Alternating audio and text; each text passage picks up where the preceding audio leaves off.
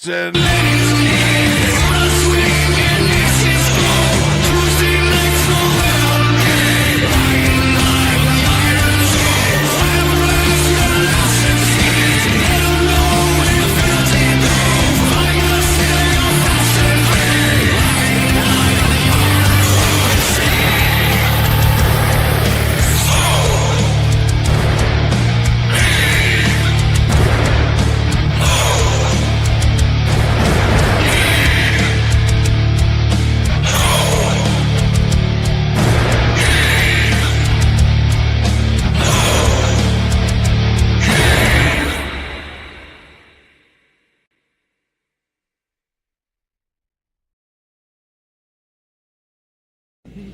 I think I'll kill you. Think of my children. You don't have any children.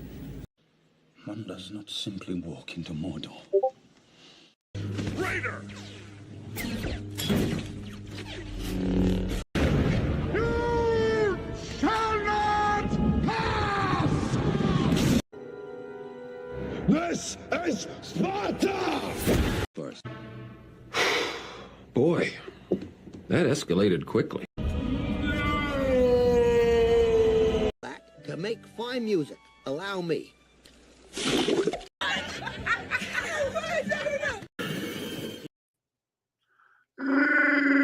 Welcome to the Iron Seas, everybody. Welcome. We're talking Kahuna, about you want to take us away? whale dong and semen before the stream started. We're already off to a great start. Oh, you'll get that. You'll get it. You'll get that. Also, welcome How to the Iron How we doing, Seas. everybody? It's good, dude. It's good. I'm feeling great. This was supposed to come in during Christmas, but Amazon effed up, so here we are. A little late. Are the glasses throwing it off? Yep. Okay, I think so now we can really get talking. have to read. Oh, yeah. AC's computer's jacking up. But anyway, let's say hi to the chat real quick. We got Herman P. Hunter, Tim McKay double dipping, Bill Armstrong. Obviously, Justin and I joining in the conversation and talking about whale semen. Oh, no. What happened? There we go. Oh, no. Am I lagging? No, you're good. Oh, okay. It was just lagging for me. Weird. Anyway. But, man, it's a good day, dude. My son turns 5 today. My youngest son just Hey, congrats. Thank you, man. Took him out, started work late, took him out to breakfast at the Buttered Biscuit, a properly American place with portions so large that this is my third time eating this meal that I'm eating right here. Dude, they call it the don't be a chicken, and they mean it's like a chicken fried steak, but oh my God, it was good, dude. Wow. But what about you guys? Like, Tim, how have you been doing, man? Like, you getting your second book ready, getting in fights on Twitter. How the hell are you doing? Yeah, all of the above. It's been an interesting, very eventful year. Working on I've taken a break from my second book because there's a novella competition I want to enter in September. So right now I'm working on a novella. I spent a few months working on my audiobook for book 1. So that, if all goes well, that'll come out this Friday. So that was, but right now that was fast. How many? What's your word count on that? 171,000 words. It's a 17-hour audiobook. So hell yeah, dude. Yeah. So yeah, I spent that makes it so much easier to go through people's books too, dude. Having an audiobook, because as much reading as Justin, you're muted, by the way. Are you trying to talk? All kinds of things for like the past 10 minutes. I said so many jokes. I was imparting wisdom, secrets of the universe, all kinds of good stuff. Missed all of it. I thought you guys were on board. You were even pausing whenever I was talking. That was weird. Yeah, I noticed that because I was looking at you speak. I'm like, he has to know, right? Oh, so you're watching my mouth. No, I didn't know at all. I didn't know. I was just saying I'm excited about the audiobook, and you said 17 hours. I said not in 2x. But audiobooks, man, essential. That's awesome. Yeah, that's good especially for a longer chunker like that, you really need it. So another good indie example of like really getting in with the audiobook thing too is actually in our chat. Herman P. Hunter, the Lore Forge. All of his books and novellas, all 4 of his books are available on audio. Nice. But what that means is that I have all of his audiobooks in 3 different platforms. Like one's on Audible, two are on Chirp, and like one of them's on Spotify for some reason. But no, it works out, man. And he got Steve Fortune to do his audiobook. Who did yours? I did mine, which is oh. Yeah, so the short buttery voice makes you want to slap a turtle and have a barbecue. Yeah, so you can decide by the end of this conversation whether you actually want to listen to this for 17 hours. Oh, But so do you have some acting chops then? Because you're just such a a friendly guy. Is it going to be like, and then he stabbed him in the stomach, spilling his guts as the dragon bit his face, or what? I don't know what happened in the book. I don't know if that's a scene. Banana and sent it to the nether realm as a gift to the princess. What? Well, I did a few things. Like the short version is I initially recorded 60 out of 86 chapters just to get a feel for it, honestly, and I had no intention of publishing that. Then and with that, in front of me, I hired someone on ACX. And yeah, you and I think we messaged about this a while back. Yeah, and ultimately it fell through. The short version of that story is just he didn't get anywhere close to done by the time of the contract end. And I just problem with artists, man. Artists have trouble meeting a time frame sometimes. Yeah. If you're gonna offer professional work and charge professional prices, you have to be a professional, man. Yeah. It's like I don't like a lot of the advice and stuff that Stephen King says, but like him talking with George R.R. Martin, it becomes so apparent why one of them continues to publish books and why the other can't finish a book. Yeah. Now, so man, treat it like a job. Show up, like have a time, like show up. I'm going to work for this hour to this hour, and if I'm not feeling productive that day, maybe I'll cut it short. But like I'm going to show up like it's a job. Yeah. What I do is I have dedicated hours. And I'll usually put in way more than that every day. But those dedicated hours, I might not use for writing because I do things like my own audiobook. So I'll put those hours towards something that is related to all of this. Most of the time it's writing. I do allow for editing during that time. And I also allow for audiobook. I mean, because when I was doing the audiobook, the recording I only do maybe maximum 5 to 6 chapters a day before it really started to strain. How many hours for you? That would be anywhere from, let's say, 2 to 4 hours. Yeah, that's about my limit too. Yeah, you can only talk effectively. Like you can only scream like me for a couple of hours before you're toast, dude. Yeah. Now it did get easier after I worked with the narrator, which is kind of what I hoped, because I paid attention to things he was doing and I started listening to other audiobooks. And I started pacing closer to what I was hearing, and I started adding more intonation, and I tried to give the characters more flavor, kind of like what you were talking about. So you don't get just pure me, happy-go-lucky with every character. I mean, my book is dark, so you have some fun, abrasive, dark characters. Was it hard to maintain the same like narrator's voice? Like when you're not voicing a character, you just read. Was it hard to keep that voice the same throughout the whole process? That's my biggest difficulty when I'm reading a project usually. Less so. I think what was harder for me was switching between multiple characters in short, stretches of dialogue. Especially if they're very different, like small female, older gruff male. Exactly. Transition. Yeah. So those transitions were tougher. Whereas I found keeping my own narrative voice, I treated it like an author reading, So you really are just getting me reading you the story the way it was meant to be told. So with emphasis where I wanted it to be, but ultimately I it's still casual, but slower than I would normally speak and with more intonation. And then hopefully the characters, female characters were tougher because I had to go a little softer, but then you also have more abrasive females. Anyways, you get it. It's tough, but it's fun. With females, the biggest trick I found was speaking not from like the back of the throat or your chest. Like men, typically you got to speak like from the front of your mouth. If you're able to, it's so hard, but if you're able to get it, it makes makes much bigger of a difference than just give us a little taste here, Curtis. Give us a little taste. Can we get the different variations? Like, what does it sound like to be a lady from the chest, a lady from the throat, from the nose, and then the proper way from it? A lady from the chest. That's a lady from the chest. That could work for one of my characters. I'll try that. I'm going to look up Tim's book on Amazon. I'll read a sample with each of the voices. So keep talking. That could be fun. That could actually be fun. Yeah. Yeah, no, anyways, it was a really fun. And I did it faster than my narrator, so I can say that, but it still took a lot of time, especially the editing. How's That's- what did you use to edit? Like how's your editing on that? I mean, I just used Audacity and then a whole bunch of macros that I found. Sick.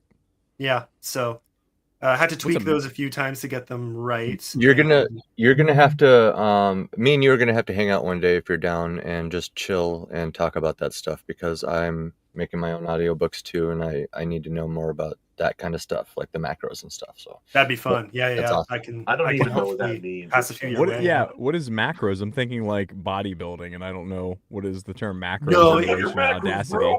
In this case, it's just it's a quick runtime that runs a few different functions. By you do one click and it instantly runs all those things to get it within the minimum and maximum boundaries that ACX like wants. compression and things of that nature. Yeah, it just does a whole bunch of those at once, so you don't have to. Gotcha. manually do them. Yeah. That's called a macro. All right. The more you know. I mean, yeah.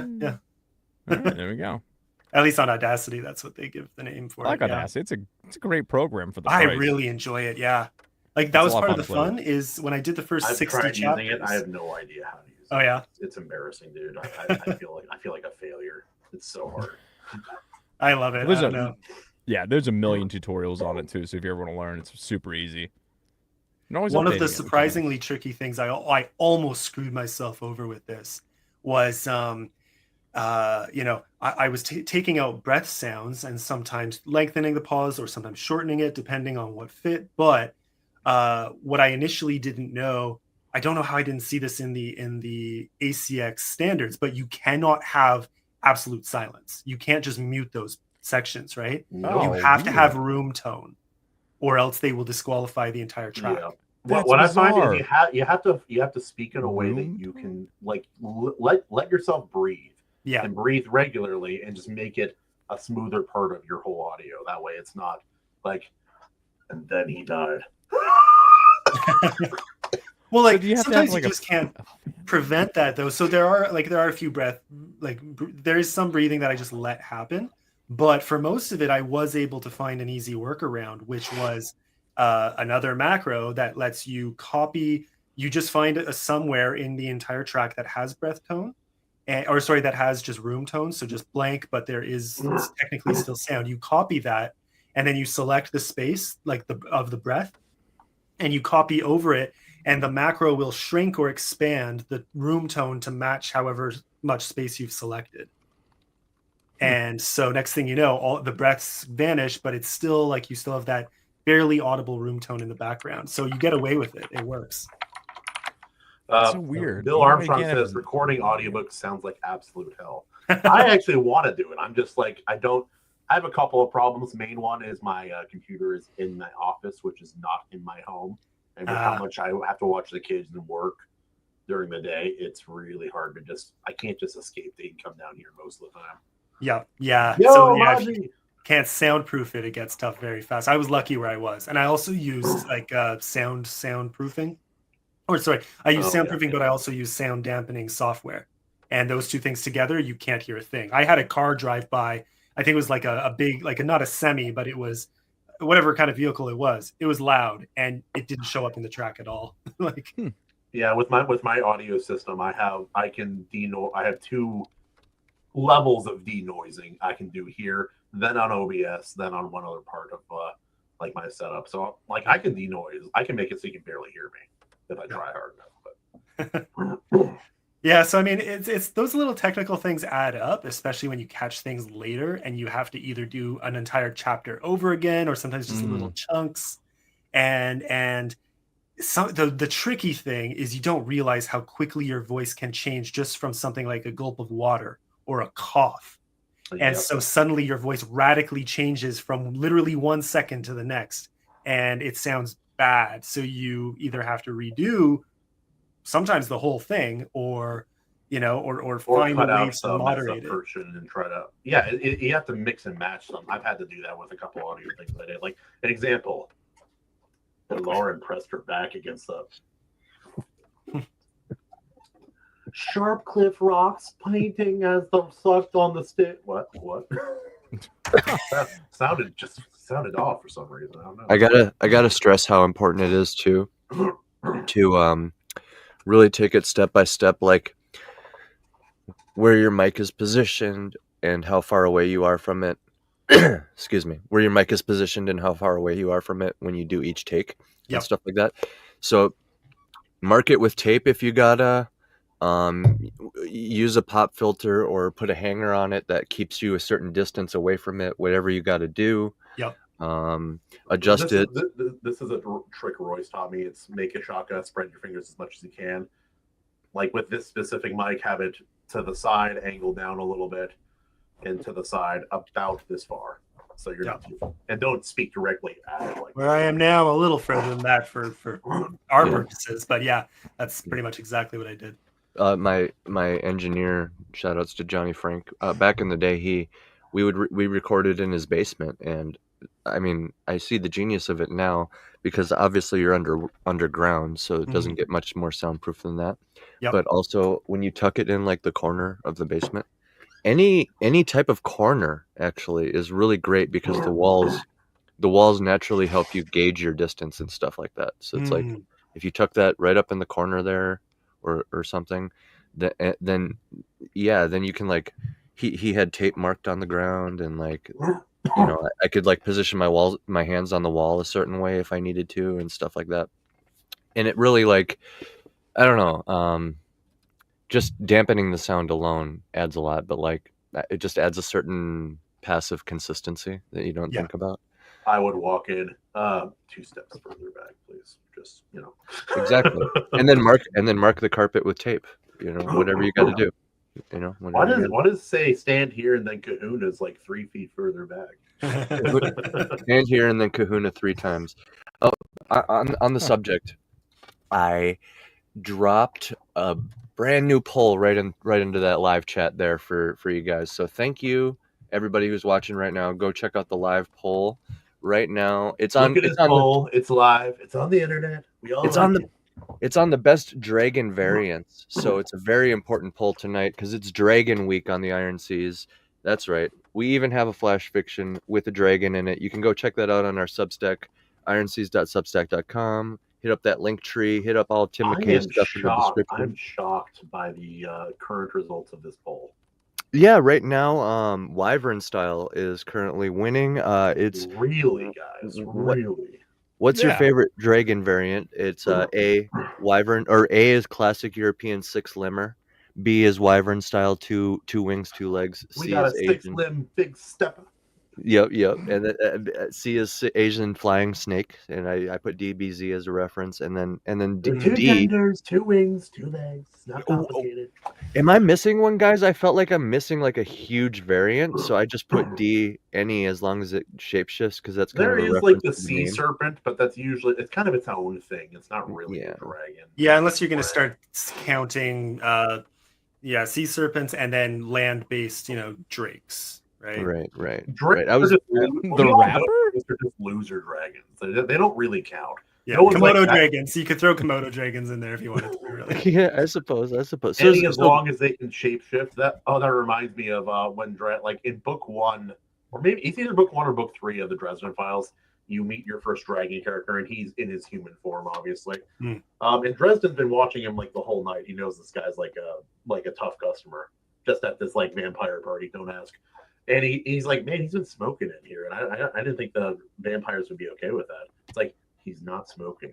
He's that's a lollipop. He's pretending to smoke. He's a dragon. It's just smoke coming out of his mouth because he's. I'm like, oh, I get it. That's cool. That's awesome. Yeah, I like it. Did we just discover? Well, we didn't discover it, but like, is there really only like 3 different variants of dragons? Is that really it? Well, you can count drakes. It really depends. Like, I kind of miss the old style fantasy dragons that were smart and maniacal. Like Smaug is the best example of that. But like, I miss like I don't like all of the. It's not that they're bad. I'm tired of just the animal dragons. I like the ones that are like they're creatures with their own will, their own greed, and their own like maniacal like sense of pride and this whole thing. Like The Witcher has that as well, and when it's done well, it reminds me of old classic like Wonder Clock fairy tales that my parents read to me when I was growing up. and I really miss that style of dragon. I think when done well, it's one of the coolest ones. I like those ones when you have the human transformation side of it. With the exception, I think, of Smaug. It doesn't always do it for me when it's just a dragon with intelligence. Oh, okay. One other exception, Dragonheart. That was freaking classic. Oh, good shit. Yeah. I need to rewatch it. I have mixed feelings based on my memories of it. Very understandable, but still ultimately a classic for me. Yeah. Good start for kids, I'd say. Well, in there's this old Arabic story where they had a European style dragon, but it was like he's the most powerful dragon in all the land, and this Arabic guy was like, my father kicked me out of the estate and said, fine, you're a loser, not like your brothers who have all these slaves and land. Go out and prove yourself and only come back when you have, even though he had a family too. So he goes out and he goes to this dragon, and the dragon's like so proud. He's like, I can do this. He's like, oh, well, I can tear out 150 trees to your 50.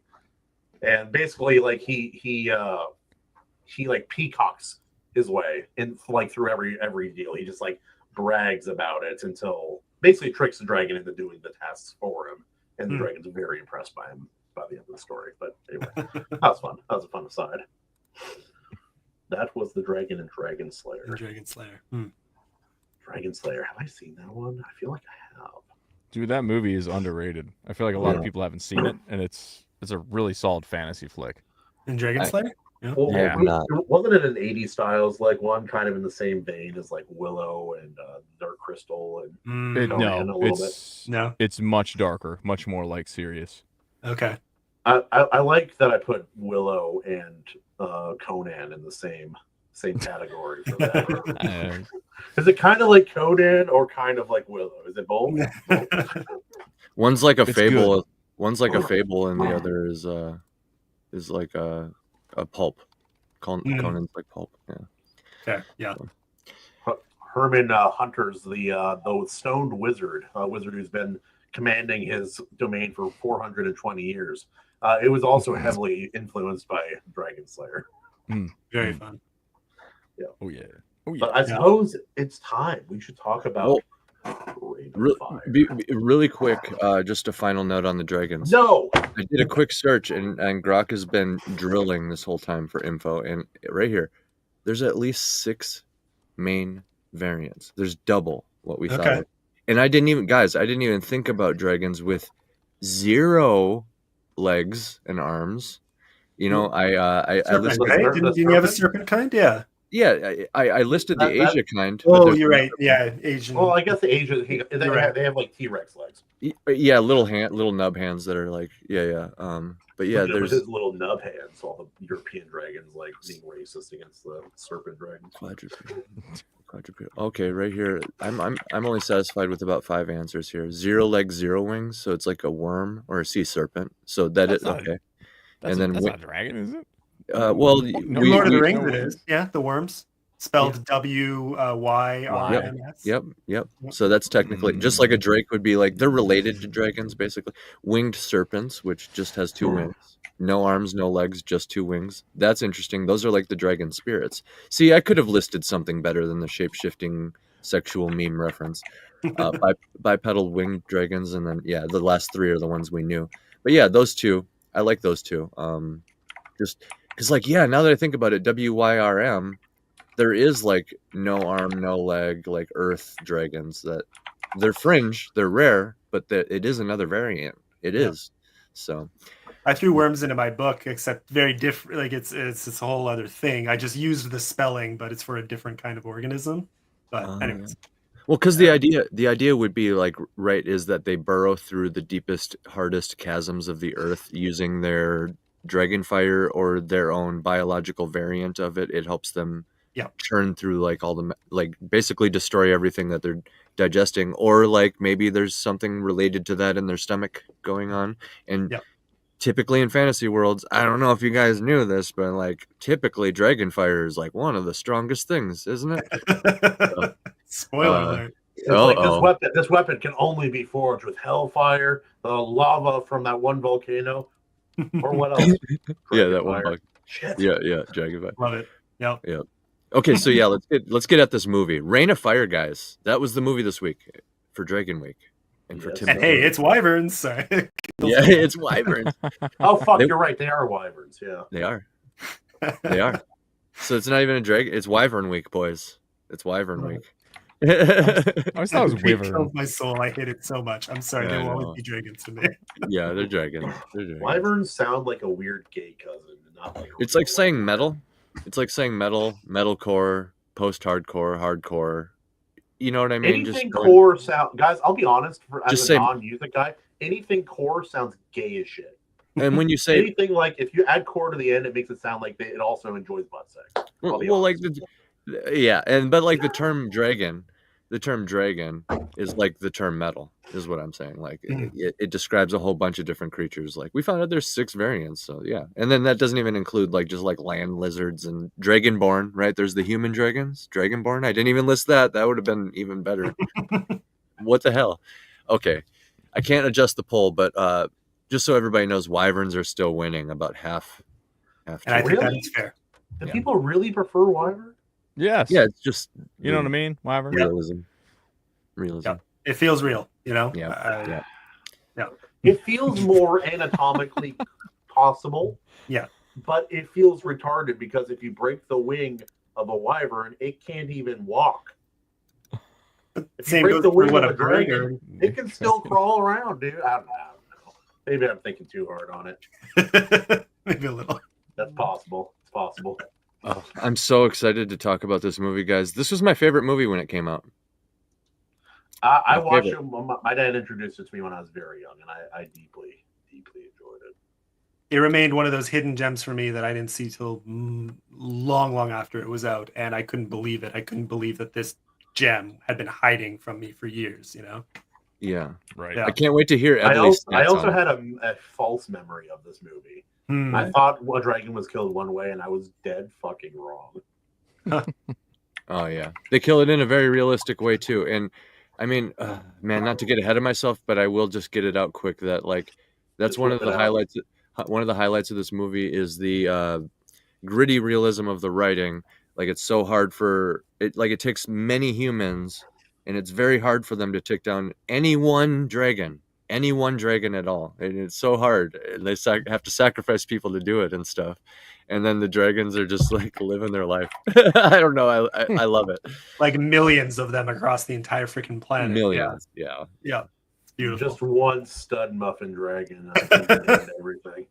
But I'll let you guys take it away with the movie portion here. I'm gonna run and grab an energy drink quick. I'll be really quick, right back.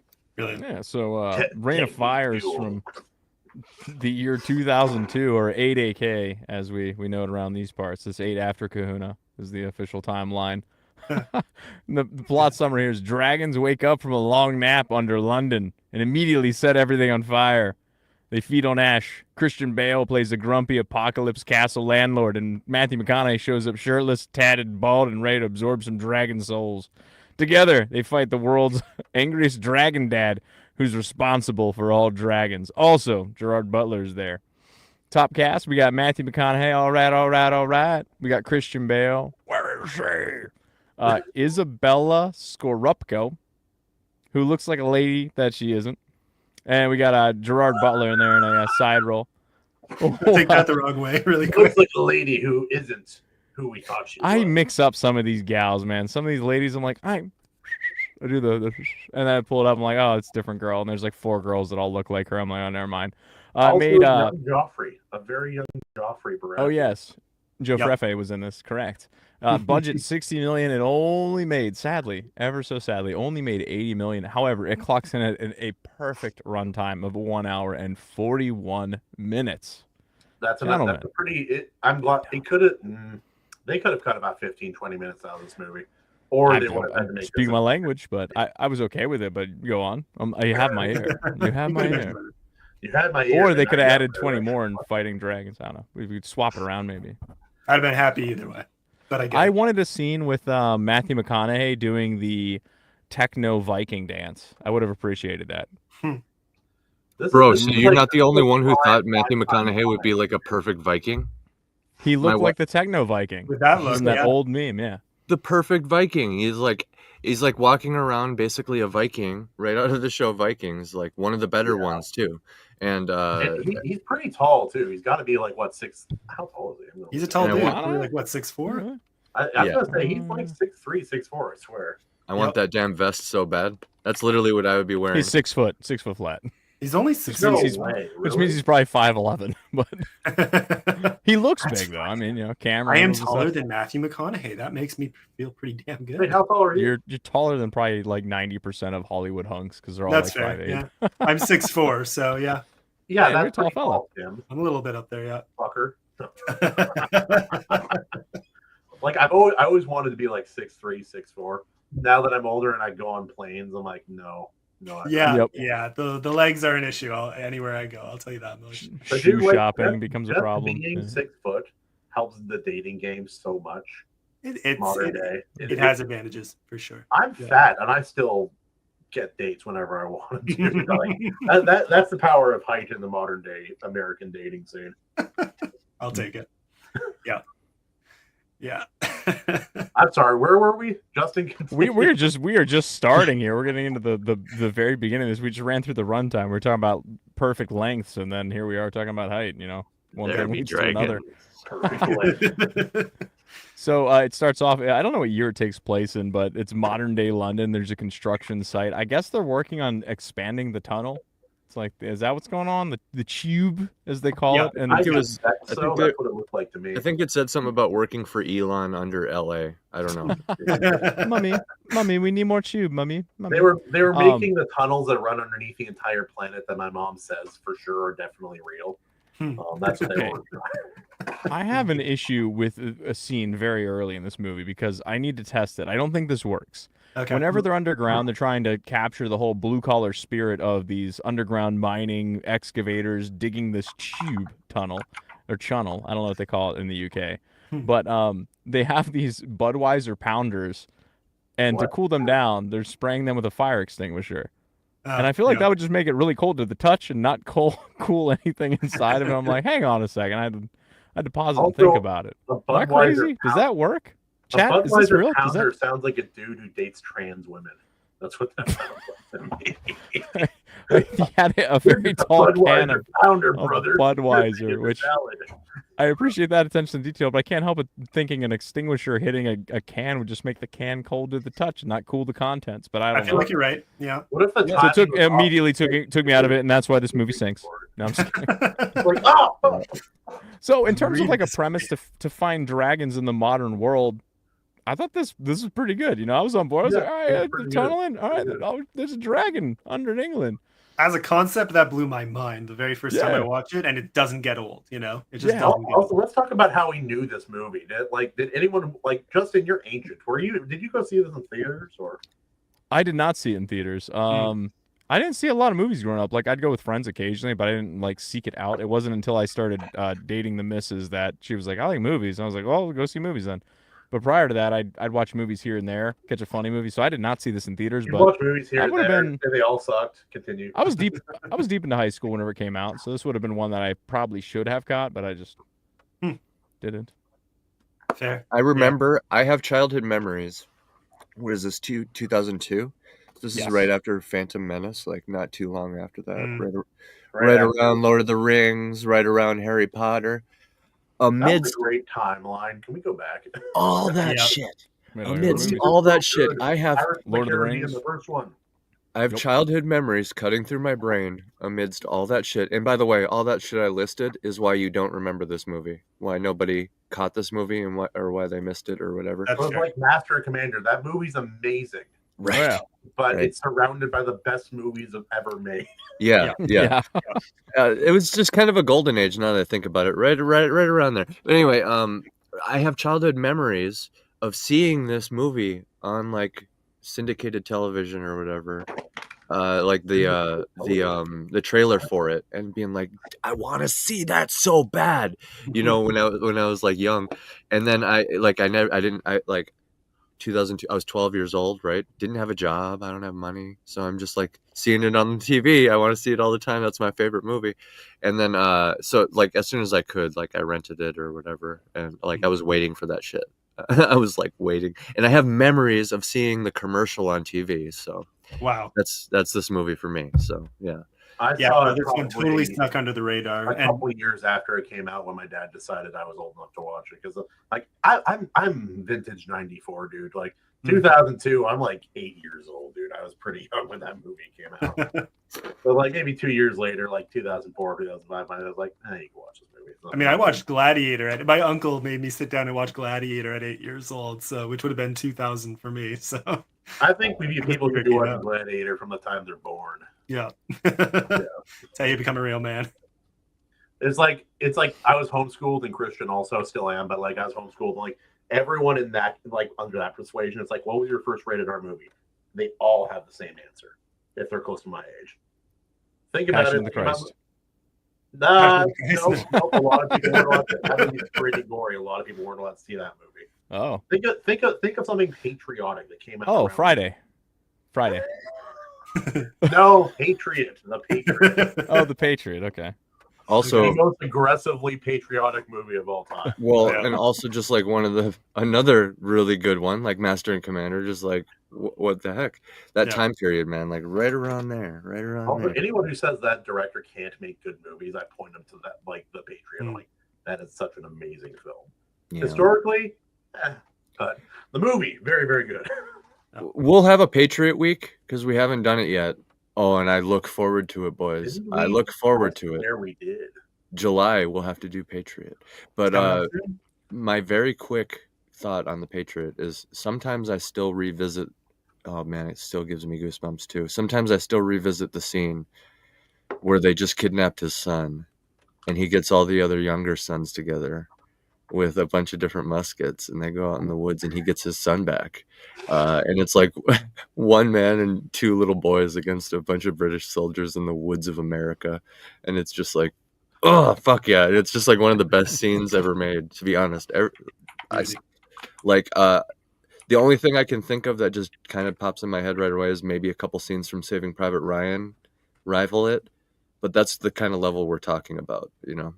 So Bill's comment here. Yeah, I feel like still the top patriotic movie I've seen is definitely did that last year for sure. Yeah. We did do that. And it's a very good Welcome to Earth. Yeah. Absolute classic. Who would have guessed that guy would bitch slap a guy on stage and become a gay singer again? Oh man. He fell off. He crashed out. Yep. Yeah, he can't be a happy dude like that. Well, he's on the other side of 55 too, so I mean, you know, he's it's breaking. Like, all right, take it down a notch. You know, He it's still maybe looks not, good for his not age, really, man, but that's neither here nor there. maybe not release a rap album. Maybe stay away from that. But and his rap album, by the way, is all about how we should believe him and how cool he is. Anyway, enough and about coming him. in here like the first queen she is. Sorry. Yeah. So this just in with the poll, the live poll going right now, the best dragon variant. We got a tie. The classic European 6-limmer brought it all the way back up. It's and like it's tied with the Wyvern. So that's just all right. Well, where are we sitting with the I'm with you. dragon? Where are we sitting with that? that's tied with the Asian flying snake. So there you go. Huh. 38, 38, 12, and 12. Okay. Yeah, it's I'm great. sad. It's great. Also, and are you saying that Mel Gibson looked better in Patriot than he did in like the first 2 or 3 Lethal Weapon movies? I mean, come on, man. I think Mel Gibson and Patriot could probably whoop both of those other Mel Gibson's asses. Yeah. That is neither here nor there. We're talking just about aesthetics. I mean, if you like your men well ripened, yeah. The bloody tunic that is with British blood on it. It's British blood. It has British blood. All over my body. The tomahawk. I like it as much as they say. The tomahawk in one hand and the musket in the other, or fuck it, just 2 tomahawks. Like, dude, that's peak Mel with the jagged ponytail pulled back. Unless you want to throw like what women want Mel up against Patriot Mel. Oh yeah, then, the terrible haircut in that movie. That's a funny movie though. Oh yeah, that's something. But he's an OP Mel because he has access to guns. See, that's the whole thing. So is Lethal Weapon Mel, I suppose. Now that I think about it, it's not even fair then. Tim, I'm going to tell you the story because everyone should be proud of me for this. This was back when we were doing polls for which movie should win during each week. Yeah. And we had a Mel Gibson week. And so they all picked out, like, obviously great movies. You got Patriot, you got Lethal Weapon, and then you have a whole bunch of others. But I almost got What Women Want to win that week. Of all, like, the best Mel Gibson, like Braveheart, Patriot, Lethal Weapon, What Women Want. I was 2 votes away from winning. Wow. 2 votes. It was so close. Would have been entertaining, but no, I never would have approved. I know. It was more just to see if I could get people to vote for the worst movie of the bunch. It's a calling. Sometimes it's nice to toss those up just in case, because it's kind of like giving consent for the audience to troll us if they want. So we always, it's not like always 4 of our favorite movies, for example. It's like a piece of meat in Rocky. Yeah. But anyway, back to the movie. Where do we leave off? We were at the first scene, pretty much. Yeah. Did we make it? Daydreaming about old Mel G over there. This is a primed episode. We got a great guest, a great topic, great guest, great movie. So this is primed. We could go on forever. That's no problem tonight. So like, I had thought they put down this scene at the beginning where Quinn, Christian Bale's character, as a child, he goes in to explore this hole because the grown men couldn't fit, and like, hey, go see what's in there. They send this kid into the hole. It's like, okay, all right, London, and also, so they send him in there. Could fit. They just wanted to not do it. Yeah, that's fine too. Pure laziness. That's what I call it. Yeah. They send him in, and he gets spit in the eyes. Yep. His eyes get all weird. I thought for sure that was going to be something that came back into the film later on. Like, he can't shoot straight because of it, and he's like, that would have been cool. Especially with the way the movie, the final fight scene goes down. If it was like, his aim's always off, and it's a problem with other people, and they don't really respect him because he misses shots when he shouldn't. Something like that would have been cool, or if there was something else about they learn about the dragon's spit because it got in his eyes, but there's nothing. It just spits in his eyes, and that's it. And he escapes with his mom. To make him look like a vampire child from any other franchise. So the dragon burns everybody, wastes the entire mining operation, and him and his mom are escaping on that elevator shaft, and the dragon swoops up, and I guess its feet go through the cage and kill the mom, I guess. It's not clear what happens, but that's it's not what clear. It looks like. Yeah, so Mama gets taken out, and I interpreted it as the dragon as it's climbing up, and I mean, this could be chalked up to like they could have edited it better or shot it better. I shouldn't write for the movie, but I always interpreted it as, because you see the fire coming up, slowly, and they spend a lot of time showing us that in a certain way that indicates to me like, there's fire coming, they're in danger, and the dragon comes up, sure, but I think the whole thing is the dragon shot fire up the shaft, and the idea is the mom's body is the only thing that kept the son alive. Yeah, so because you see her kind of smoking after the fact. Yeah, if this was a modern movie, he would have crawled like out of his mom's like charred body and been like, "Mom," and she's like all cindered. Yeah, that would have been like how it would have been in a modern movie. But like, yeah, this is 2002, so I think the effects are such a mixed bag in this movie too. Yeah, like sometimes I'm like, that looks incredible. That looks great. A lot of the time, I'm like, what in the hell was they thinking? Also, in honor of all the British people in this movie. Godspeed, Britain. America's praying for you. On a serious note, guys, let's make something clear. This is not accurate. There's too many teeth. Too many. It's Tuesday. But on a serious note, bruv, we praying for you over here in America, Britain, for sure, for sure. You stay safe. LA, you brought this on yourself. Yeah, LA. We should trade Japan with California. I've never seen that meme. Yeah, I've seen that. It's not even funny. It's just like, it just makes me sad because it's like not even possible. It's like but then we'd have to go to war with a country in our country. It'd be a whole. I think Japan would be about it. Set up a wall. Japan hates when Americans visit. They like the money. They like their sovereignty and their island nation. You're right. Did you guys ever see that short I made talking about how brutal the Japanese are, but with their criticism?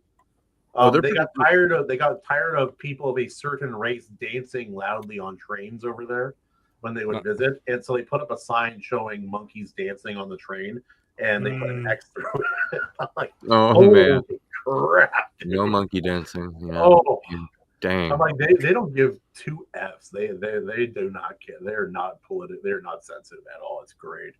Also, that insult that I was trying to give to what's his face, Daniel, in the Discord earlier, it went through now, like the entire day later. That's funny. Under the semen comment. Yeah. What I said was, forgive me for not answering. I was busy recruiting lifeguards for your gene pool. That's funny. One quick thought on the sprayed the sprayed acid or whatever it was in his eyes. That was the thing for me. That was one spot where I did think the visuals were kind of bad. It just looked like goo that a kid came up with in their science fair class, and then they immediately, the mother immediately sprays his eyes with some chemical solution that they had on hand. Poured dirty tobacco spit water on his well, no, it looked like one of those solutions you often have in labs and stuff, right? It made why was it in an old Gatorade bottle? Yeah. I was willing to give that a pass, but I agree. I mean, it's the freaking one of they later explain there are two chemicals in the dragon's mouths that combine to create essentially napalm, right? So that's what it is. Yeah. Any one of those would destroy your freaking face. I really would have expected at least some permanent scarring, and maybe some visual damage. That would be so cool, dude. He would be such a badass character. Yeah. Okay. Anyway, that kid looks just like a young Christian Bale. On the biology note with the dragon, I'm actually drawing a blank on the beginning scene, even though it's one of my favorite movies. That came right from the dragon, the acid. Yeah, shit. it spits in his face. Yeah, it basically it squirted all over. So we're to assume that it is the probably the chemicals, the napalm chemicals or whatever that it turns into fire. Okay, so it's natural biological fluid. Okay, so I got terrible news for this kid, but if these are hibernating creatures, one thing that bears do before they hibernate, for example, is they purposely constipate themselves, and it creates a plug, a literal cork for their bum, for their rear. And I thought humans did that. No, because otherwise you'll be pooping all over yourself in your sleep during the weeks of hibernation. So if the dragons are hibernating for centuries or years or whatever. 17-year-old kid, they're paying me money for this. Well, my whole point is the reason the kid didn't just get torched is because that could have been whatever system was clogging it. Before it went into hibernation. Yeah, so he just got hit with that. So we can justify, and again, the movie should have told us this, shown us this, whatever. But I guess we can deduce that maybe that wouldn't just be acid. Maybe that's just biological material, which is disgusting. My caveat, and this is totally hilariously, stupidly nitpicking, but in just the scene earlier when he was in the cave with it, it was drooling, flaming liquid. Okay. So, I don't know. You go. Yeah, and that was before he got sneezed on. Yeah. That was before. Okay. Dragon hooks up with a lot of females. Maybe it just had chlamydia. It could have been something else. That's burning. Fair. That is burning. Yeah. If we're just making stuff up, throw my head in the ring. All right. That dragon don't look safe, bruv. That dragon's giving me that weird look, man. He's giving me that pirate look, if you know what I mean. Yeah. Anyway, the mechanics of the whole movie is just a reunion story, Yeah. The mechanics of how the dragons create the fire, though, is based off of the Bombardier beetle, which I thought was pretty cool. Because that's an actual critter that shoots little explosions out of its back end by mixing chemicals and all this sort of stuff, and it's wild that something like that actually does exist. Taco Bell and they're just ready to go, dude. Yeah. So, anyways, mom gets taken out. The whole mining operation gets wasted. The kid survives, and despite his eyes and an opportunity to do something cool there, that just gets left, there. And then the dragon, because it escapes, people don't believe it's real. And then it starts reproducing like crazy, and I'm like, where did they ever mention where the female dragon came from? Because you had the boy dragon. I'm like, where'd the girls come from? It was just there was just millions, and it's one of those things that I don't know. maybe it's just you don't know. You don't know everything. Everything just happens so fast and escalates. I think that's kind of cool. It's almost like a fog of war kind of deal. It's just like things are just happening. It's like those questions don't even matter anymore because now this is the situation. It's out of hand. It's crazy.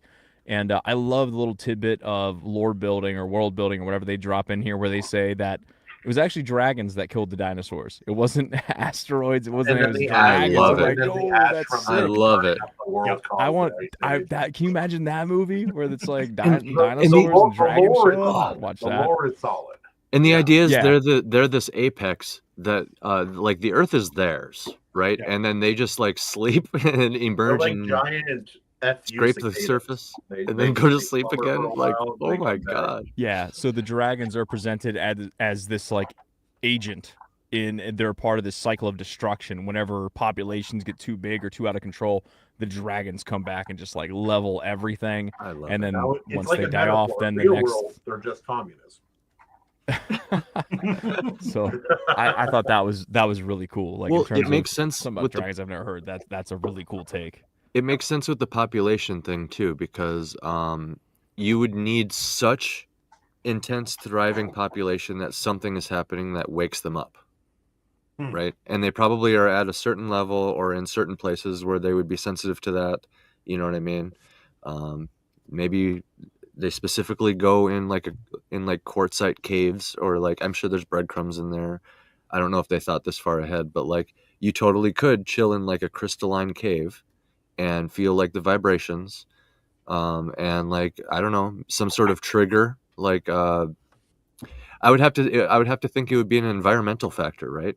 Some sort of environmental factor. Some condition, some proof that the world had like replenished, like they even said in the intro, like replenished itself. Well, because my whole organism like that multiplies that quickly, that also makes it a very adaptive organism. Because if the population wasn't that big but still revived it, it would multiply very quickly, wipe them out, and then like it did in this movie, they would start eating each other. Population immediately dwindles, they starve, and then the male kind of what happens to locusts, and hibernates again, right? Yeah, the locust swarms. They exactly have a certain lifespan, and then they run their course. They start eating each other, and it's so fascinating because that actually, in a really fucked up way, to like expand to the scope of millions and then retract back down to like whatever was in that cave that they opened up in the beginning. Who's to say how big that cave actually turned out to be when the male came bursting out? How many females were in there? If it was just eggs in there, what happens? Yes, that's very fair. But maybe part of the dragon's life cycle is that like before the male goes to sleep again, maybe he only brings eggs with him. No females are going there, so it's only the male surrounded by eggs, which eggs could be technically more sensitive to the environment. I'll point you in the direction of Alien, because the Alien movies did their homework on that kind of stuff. Environmentals, sensitivity and stimuli, that kind of thing. But my other point is, like I mentioned, you don't know how big the cavern is, so he could have like the strongest female. Imagine that. The lone female. So you create it actually kind of foreshadows or like kind of points or directs towards this really epic romantic story between this male dragon that wakes up, the population explodes to millions, and he knows that there's only going to be one female, his main bitch, that's going to survive throughout the end. He's not going to eat her. His kids. It's not. These are not romantic animals. These are not romantic. Well, it's romantic from a human perspective because it's like nature, survival of the fittest. So then, like, you know how the idea of like evolution and stuff, and like nature is like we breed and then our genes like mix and the best genes win out. Sometimes you get glitches or whatever. But like the whole idea is we just keep having basically multiple offspring, and it's like rolling the dice. You improve on your stats each round, you know what I mean? In this way, the dragons, it's another really clever thing about the world building among all the other amazing things about the world building with this, starting with they're the reason the dinosaurs are gone. That's another example.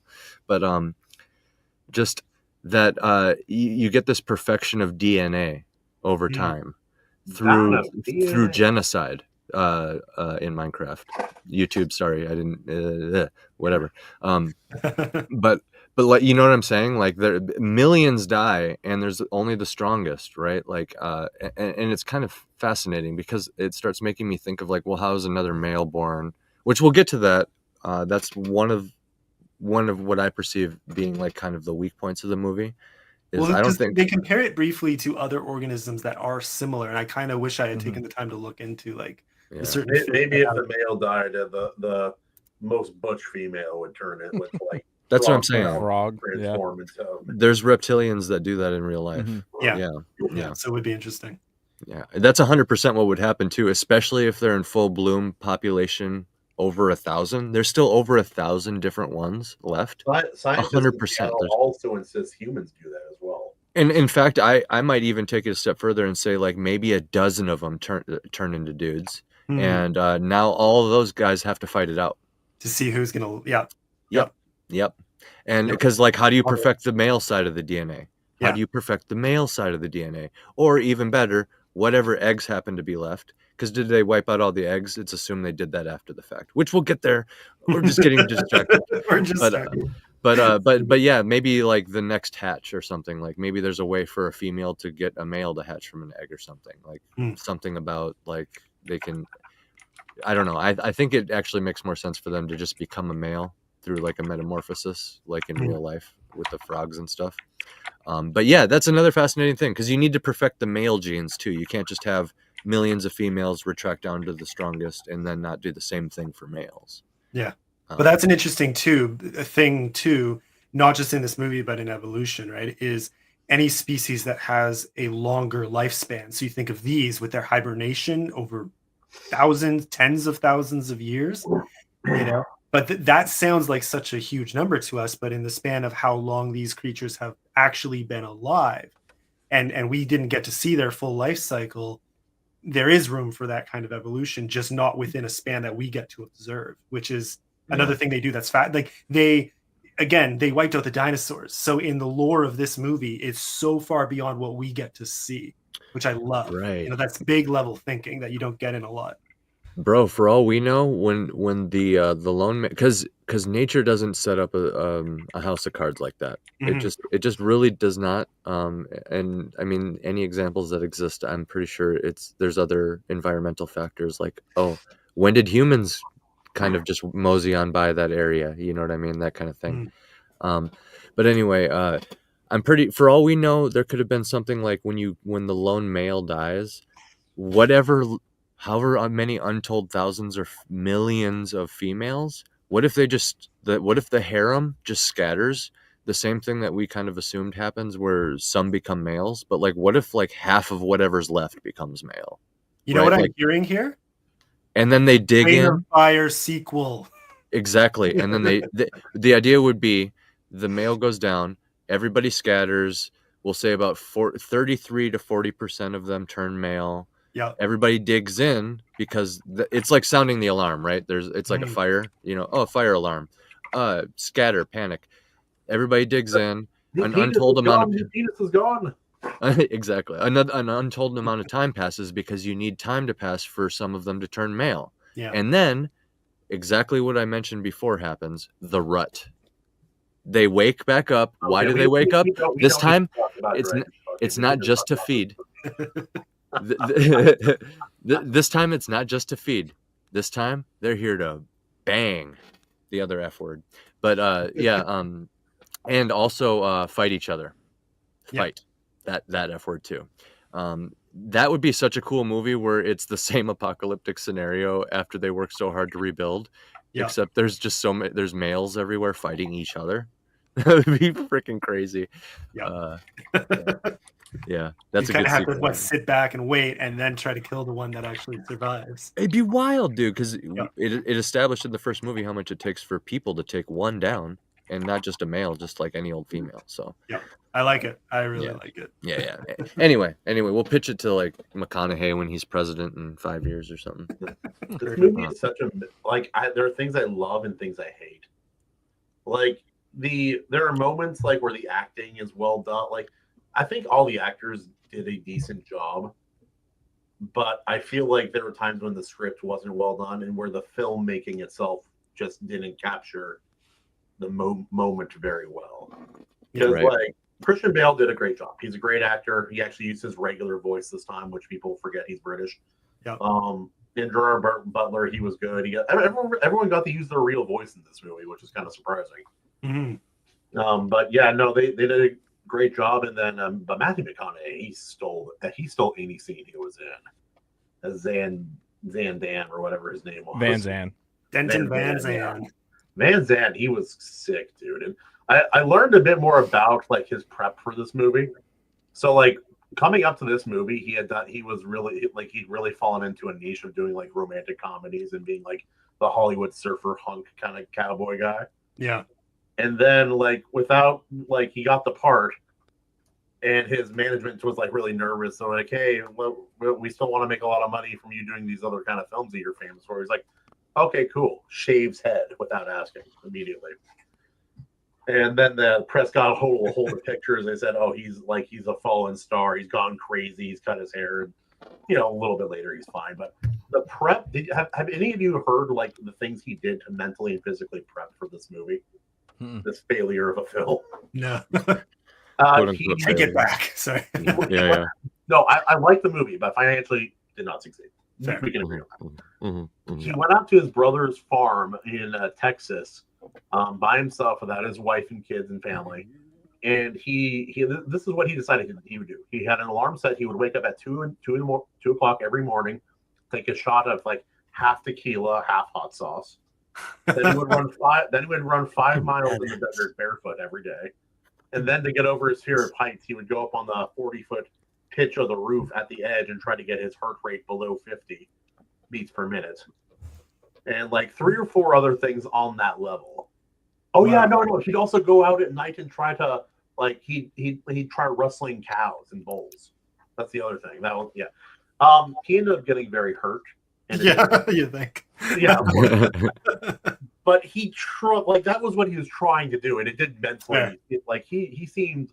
I think he was the hardest in this movie he's ever been. Yeah, physically, man. Like I can't think of a movie where he's more physically imposing in any way. Like it's not even close. He could have been a Batman villain, like based on how he was in this movie. So badass. And side note, the Bombardier Beetle stores 2 chemicals. One of them is hydrogen peroxide in separate abdominal chambers, and when they're threatened, much you can imagine like a bee or like a spider, right? Yeah. The chemicals mix in a reaction chamber. They have a reaction chamber. That's awesome. Evolution. Triggering. It sounds mechanical, dude. Triggering heat. It triggers a heat producing reaction. So you can imagine it doesn't light on fire at first, right? But like as you're like stirring this pot, all of a sudden, now it starts boiling by itself, and then little flames, like we saw that you mentioned, Tim McKay. Yeah. The little flames popping up, and then like it has to ripen or something, and then all of a sudden it's like napalm nitro or something. But then it says here it gets to nearly over 212 degrees Fahrenheit. This reaction generates gas, which propels the hot, irritating spray out of the beetle's body. So it reaches the ripest point, and then it starts giving off gas, which just propels it. Oh my god, that's so crazy, dude. That's okay. So to quote myself, this is why I always say real life is the best inspiration, guys. Yeah. Look at this. They've enhanced. I'm sorry. Can you guys think of any other movie or any other dragon before this that like had it this explained? Because literally all they had to do is point at this beetle, and this explains it for us. Not in film. Right. Rain of Fire changed dragons. Nobody talks about it. What a failure. What a freaking failure of a movie to change dragons going forward. You know what I mean? Wow. We could talk about things that did work and did not work in this movie again. I think the actors are all really good, so I think like some of the scenes, like the filmmaking failed. Like they didn't do the audio correctly. They didn't frame things right. They didn't give good direction, maybe. And then again, like honestly, I have my own complaints about it, but in terms of how well the movie did, you know, in terms of sales, I think I have to agree with what we were saying earlier. I think this movie was trapped, surrounded by a whole bunch of absolute bangers. And I think that so that makes it a little bit harder to judge. You know, if it was released today, for example, imagine how it would do. I think it would have, you know, I think outside of that framework, it would have performed much better. But that said, you're not wrong.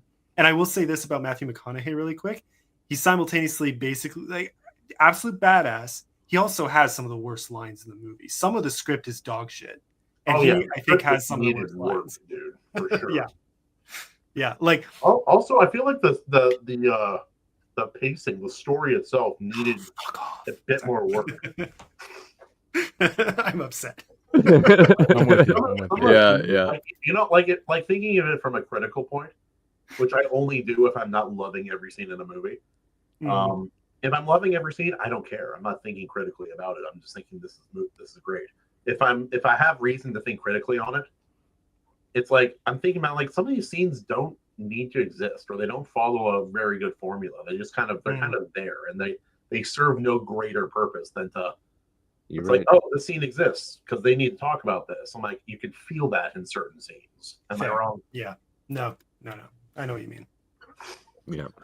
And it's like, and then with the visuals, like some shots look incredible. Like when Van Zandt is like by the tanks and the fire, like some of those shots, like the fire effects they vacillate between dog shit TV from the early 2000s to like perfect in every way. I'm gonna level with you. They didn't understand the kind of lightning they had captured in the bottle here, and I'm not even talking about like the all-star cast and stuff. The world building alone is so strong. Like they didn't realize they literally captured lightning in a bottle. So what this is, I think why it's considered a like a flop or not financially successful or whatever is because this essentially is just like an action dude flick. Yeah, it's an action dude flick. Yeah. Like I remember rewatching it, and like when I was starting to tell my wife about it, I'm like, man, that sounds so cool. And I think that every time I think about it again, but it's like, well, it's because it's such a dude coded movie, you know. Like even I was talking about how awesome his vest is. I want that vest. It's like down to the attire, and even like each character, like Matthew McConaughey, is an archetypal man coping in the situation in his own way. And Christian Bale, same thing, archetypal man. One of them is thinking about the future, and the other one's thinking about right now, right? Like one's thinking about vengeance, the other one's thinking about legacy. It's or even better would be you almost have all three, where you have like Christian Bale is almost more set in the past. So you have past, you have future, and then you kind of have Gerard Butler as the middle. You know, he's that's right. Going with the flow in the present, you know. But you're right, trying to survive the moment, supporting his friend, and not really thinking much either way. You know, you find yourself like they both prove themselves admirable men before the end. Yeah, but it's almost more like reactive versus being reactive versus being proactive. Because Christian Bale was nothing but reactive. Yeah, but that gives him a nice arc, right? I like that. I like that Matthew McConaughey. I liked that they rubbed off on each other. Yeah. So by the end, you saw both of them have to get past their own failings in order to work together. You know. Yeah.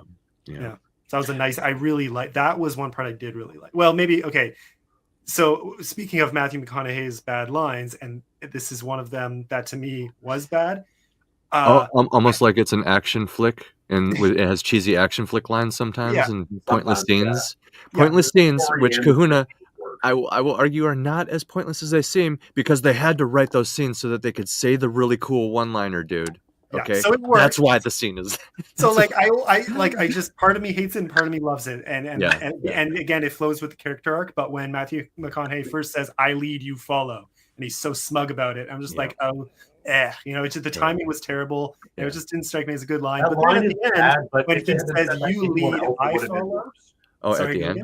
Oh yeah, go. Yeah, well, I said that line was bad, but if it's been said by anyone else, it would have been way worse. Fair. That's true. Yeah, that's very fair, and that's the thing. So I gave it a pass when I first heard it, and I have ever since. But it still always irks me just a little. But it creates such a great parallel later when he says, "You lead, we follow." Sometimes you can purposely write semi pseudo cringe lines early on if you follow through. Yeah, and that's why you should think twice about DNFing. Don't DNF unless you really like. I DNF the new Matrix. I do not watch it. It's so stupid. Watched it just. I pushed through, but it was bad. Make sure that I hated it as much as I possibly could. Like I wouldn't even want to review it on the Iron Seas. And honestly, if chat made us, I would have to just rip it apart so bad. It was making fun of the old series, but then it was doing it like in a self-aware way, which was even weirder and more insulting somehow.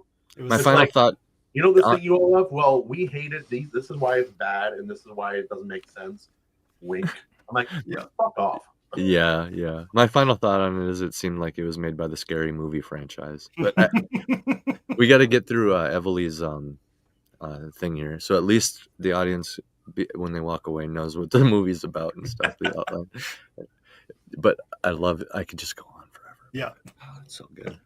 I think I'm alone on this one. I don't have any of the gripes you guys have. I thought this movie was awesome. The fact that they don't make movies like this anymore is an absolute travesty and a tragedy. I don't care about lines not landing totally square in your forehead with all 5 knuckles. I don't care. Whenever McConaughey with the cigar, he's never even smoking. He just has it. He doesn't even light it. Yeah. I lead, you follow. He put that kid in his place. He says, you run this place, you don't run shit, kid. He shows up with his tanks. He's like, go ahead. Fight me if you want. He just owns that dude. Tell him, Evaleigh. Look at him. I lead, you follow. And he walks away. Doesn't even make eye contact. Badass line. Delivered immaculately. It was an incredible scene. I'd watch it again and again. I would die on that hill gladly. His character was so freaking cool. He's got the friggin' axe. He doesn't show up with guns like these other guys. He has an axe. He's got all the tanks and everything. But when push comes to shove, that was the one scene actually that bothered me. It was with the axe. I'm like, towards the end, whenever he's fighting, he's like, well, my shot blew up, so I got to fight this thing with an axe. I wish you would have hit it. Like, let the guy hit it as he's going in. Like, I don't know. I was very satisfied by that. And here's the thing: you can set it up to where if he swings and he hits it like in the tongue or in the mouth and wounds it, so then whenever it's going to fight Quinn at the end, it's like its mouth is gaping because it's hurt and the spit isn't working quite right because the blood's in the way. Like, there's little tweaks they could have made to make it make more sense. But I don't care. It was so damn cool. I don't care. They had the helicopter scene, the arcane. Oh god. Well, the he shot his crossbow and it missed, but the dragon shot fire into it and blew it up. But you see when the dragon is flying away with him in its mouth, its corpse is smoking, right? Or its body is smoking. You kind of get the sense maybe it has been just a little injured by his sacrifice, maybe enough to help. They didn't really lean into that though, so you're right. They could have done a little more. Yeah, they could have done a little more. But the archangels, those guys jump out of the freaking helicopter. So cool, like, dude. That's the whole video game. We jump out, we shoot nets at him. Like, why? Like, we have 17 seconds to live. I'm like, why are you jumping after a dragon? This makes no sense. Evaleighh, you just said the name of the name of the $1 billion video game. 17 seconds to live, and it's about dragons. There you go. You're a helldiver. Dragons. I mean, I'm on board. But just like Rule of Cool, this movie has it in spades. So any shortcomings, I don't even care. I don't care. We can nitpick all this other stuff, but overall, it's just like, name another movie that has this level of cool factor. Gerard Butler's reaction to finding out about the Archangels when he's like, oh, well, yeah, you would, wouldn't you? And he's just laughing his ass off. He's like, who the hell is jumping out of a freaking helicopter? It's so cool. Not that much longer before 300 when this movie came out. Yep. And so it's like let's not sleep on like that too, because like Christian Bale, he was like in Batman level shape for this movie. Where like Matthew McConaughey was such a physical presence and he was a beast in this movie, but like whole beginning scene where like Christian Bale's like beating that rock with a stick, dude. I'm like, this guy could kill dragons. I believe it. Look at this guy. Oh yeah, even the story where he first is talking about, and he's like, they can see great in the daytime, they see even better at night. That's so good. But whenever the mist rolls in, all right. He delivers every line like Matthew McConaughey. Yes, like so they show you, they give you a weakness, and they call it the magic hour. Like, and he's bald, and he has a cigar and a fucking beard, and that's how you know the dude has a history. You know, he has killed these things, and he convinces them with that story. He's got the tooth, and he's like, he has killed these before. Yeah. And the dude is so wounded. Like the people, they would have made him a liar.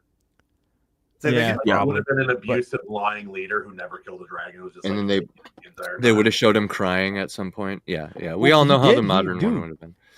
That's like they captured like the vibe of like an actual soldier that's been through things. Whenever they come back and they lose those guys, and that scene was crazy, man. The guy jumps out and just like splats, just like dead. Yep. Just, like, done. There you go. The other guy gets eaten, and he comes back, and they're all partying, and his eyes, he's got His tears line in there his when eyes. he walks Yes. in and just scolds the living hell out of them. Oh, it's so yeah. good. I think that was This is so I think intense. that was written as a cheesy, cool action movie, like like And then Lethal Matthew Weapon. just acted the fuck out of it. Yep. He just stole it. Also, again, the script and the story they were not fully cooked. Like, because that scene makes it feel like they've been working together for a long time. Like, we've been friends for a long time, and like I'm really disappointed in you. And it's like they've known each other for a fucking day. But it's just that vibe, man, that intensity he brings. He Good rolled actors. in with tanks. They had tanks and a helicopter. These guys are like, oh, we're in a rundown castle.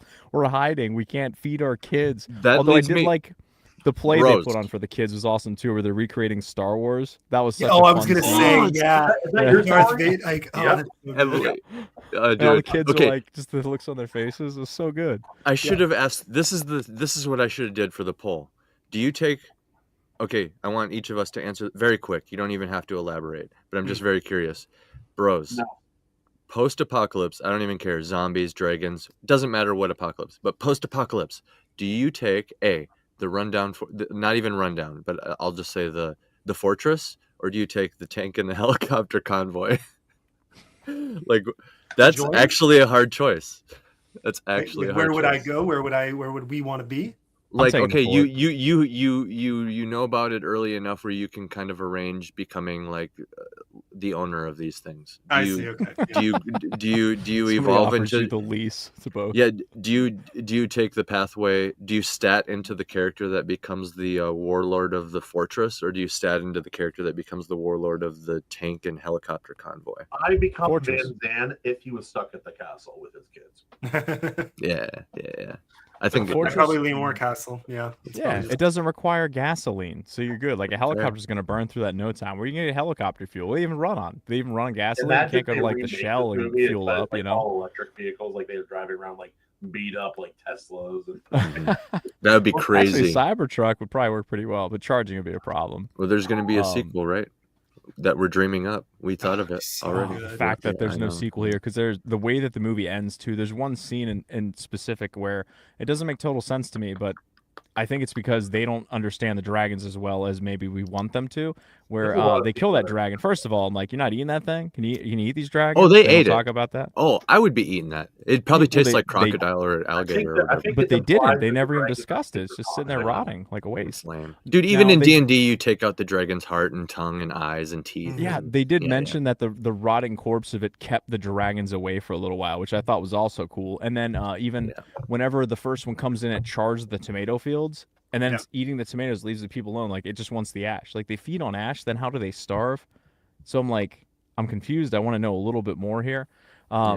But there's that scene too where Quinn goes back and he pulls the egg out of the dragon that they've killed. The one that Van Zandt takes the axe and finishes, which I'm like, yeah, get it. And when he pulls the egg out, you can see through it, and there's a dragon embryo inside of the egg. And I'm confused because they said that the dragons were like fish, where one female lays a bunch of eggs, the male comes by and just fertilizes like 1,000 in one go. So how is this one having a dragon embryo inside of it? So I'm like, clearly he's not just doing what they think he's doing. So they might think by killing the male, that's it. But whenever They he clearly found that, I'm like, misunderstand him. that might not be it, guys. Like there's Yeah. something else going on here, and then you could have another one. You could have ended with the scene where there's like that embryo that I don't know. They just have like a little eye open up Well, or something. Surely they didn't get every single egg. We never really saw what was inside the opening cavern. Like This is they left. 98 Godzilla. We don't need to reveal that there's another. They're still alive at the end. Yeah. No, Unless it's the way I wrote it, Kahuna. Then I accept it. If they hire me, then Iron Seas endorses it. Obviously, I mean, If I they hire clearly you, speak on every everybody, movie it will be even good Tim McKay for the as a business guest. going all along. That's every movie script you work on, a love story, like a romantic comedy. In the end, he was a Cthulhu thrall the entire time. Rule number one is for the sequel would be you have to keep that male coded like action movie energy, but you'd have to do it really carefully because it's a trade off, right? I feel like the reason it's lightning in the bottle is because it was very largely overlooked. Like I think it was well funded, and whoever got this pile of money and this idea together picked up the right actors for the job, and they delivered the hell out of whatever script they got. And you can tell that it wasn't even like compare the cinematography to Lord of the Rings and even Harry Potter, right? So it wasn't the best cinematographer even, but it was AAA level, just not the highest tier. So they did film in the UK. They did film in like Scotland and London.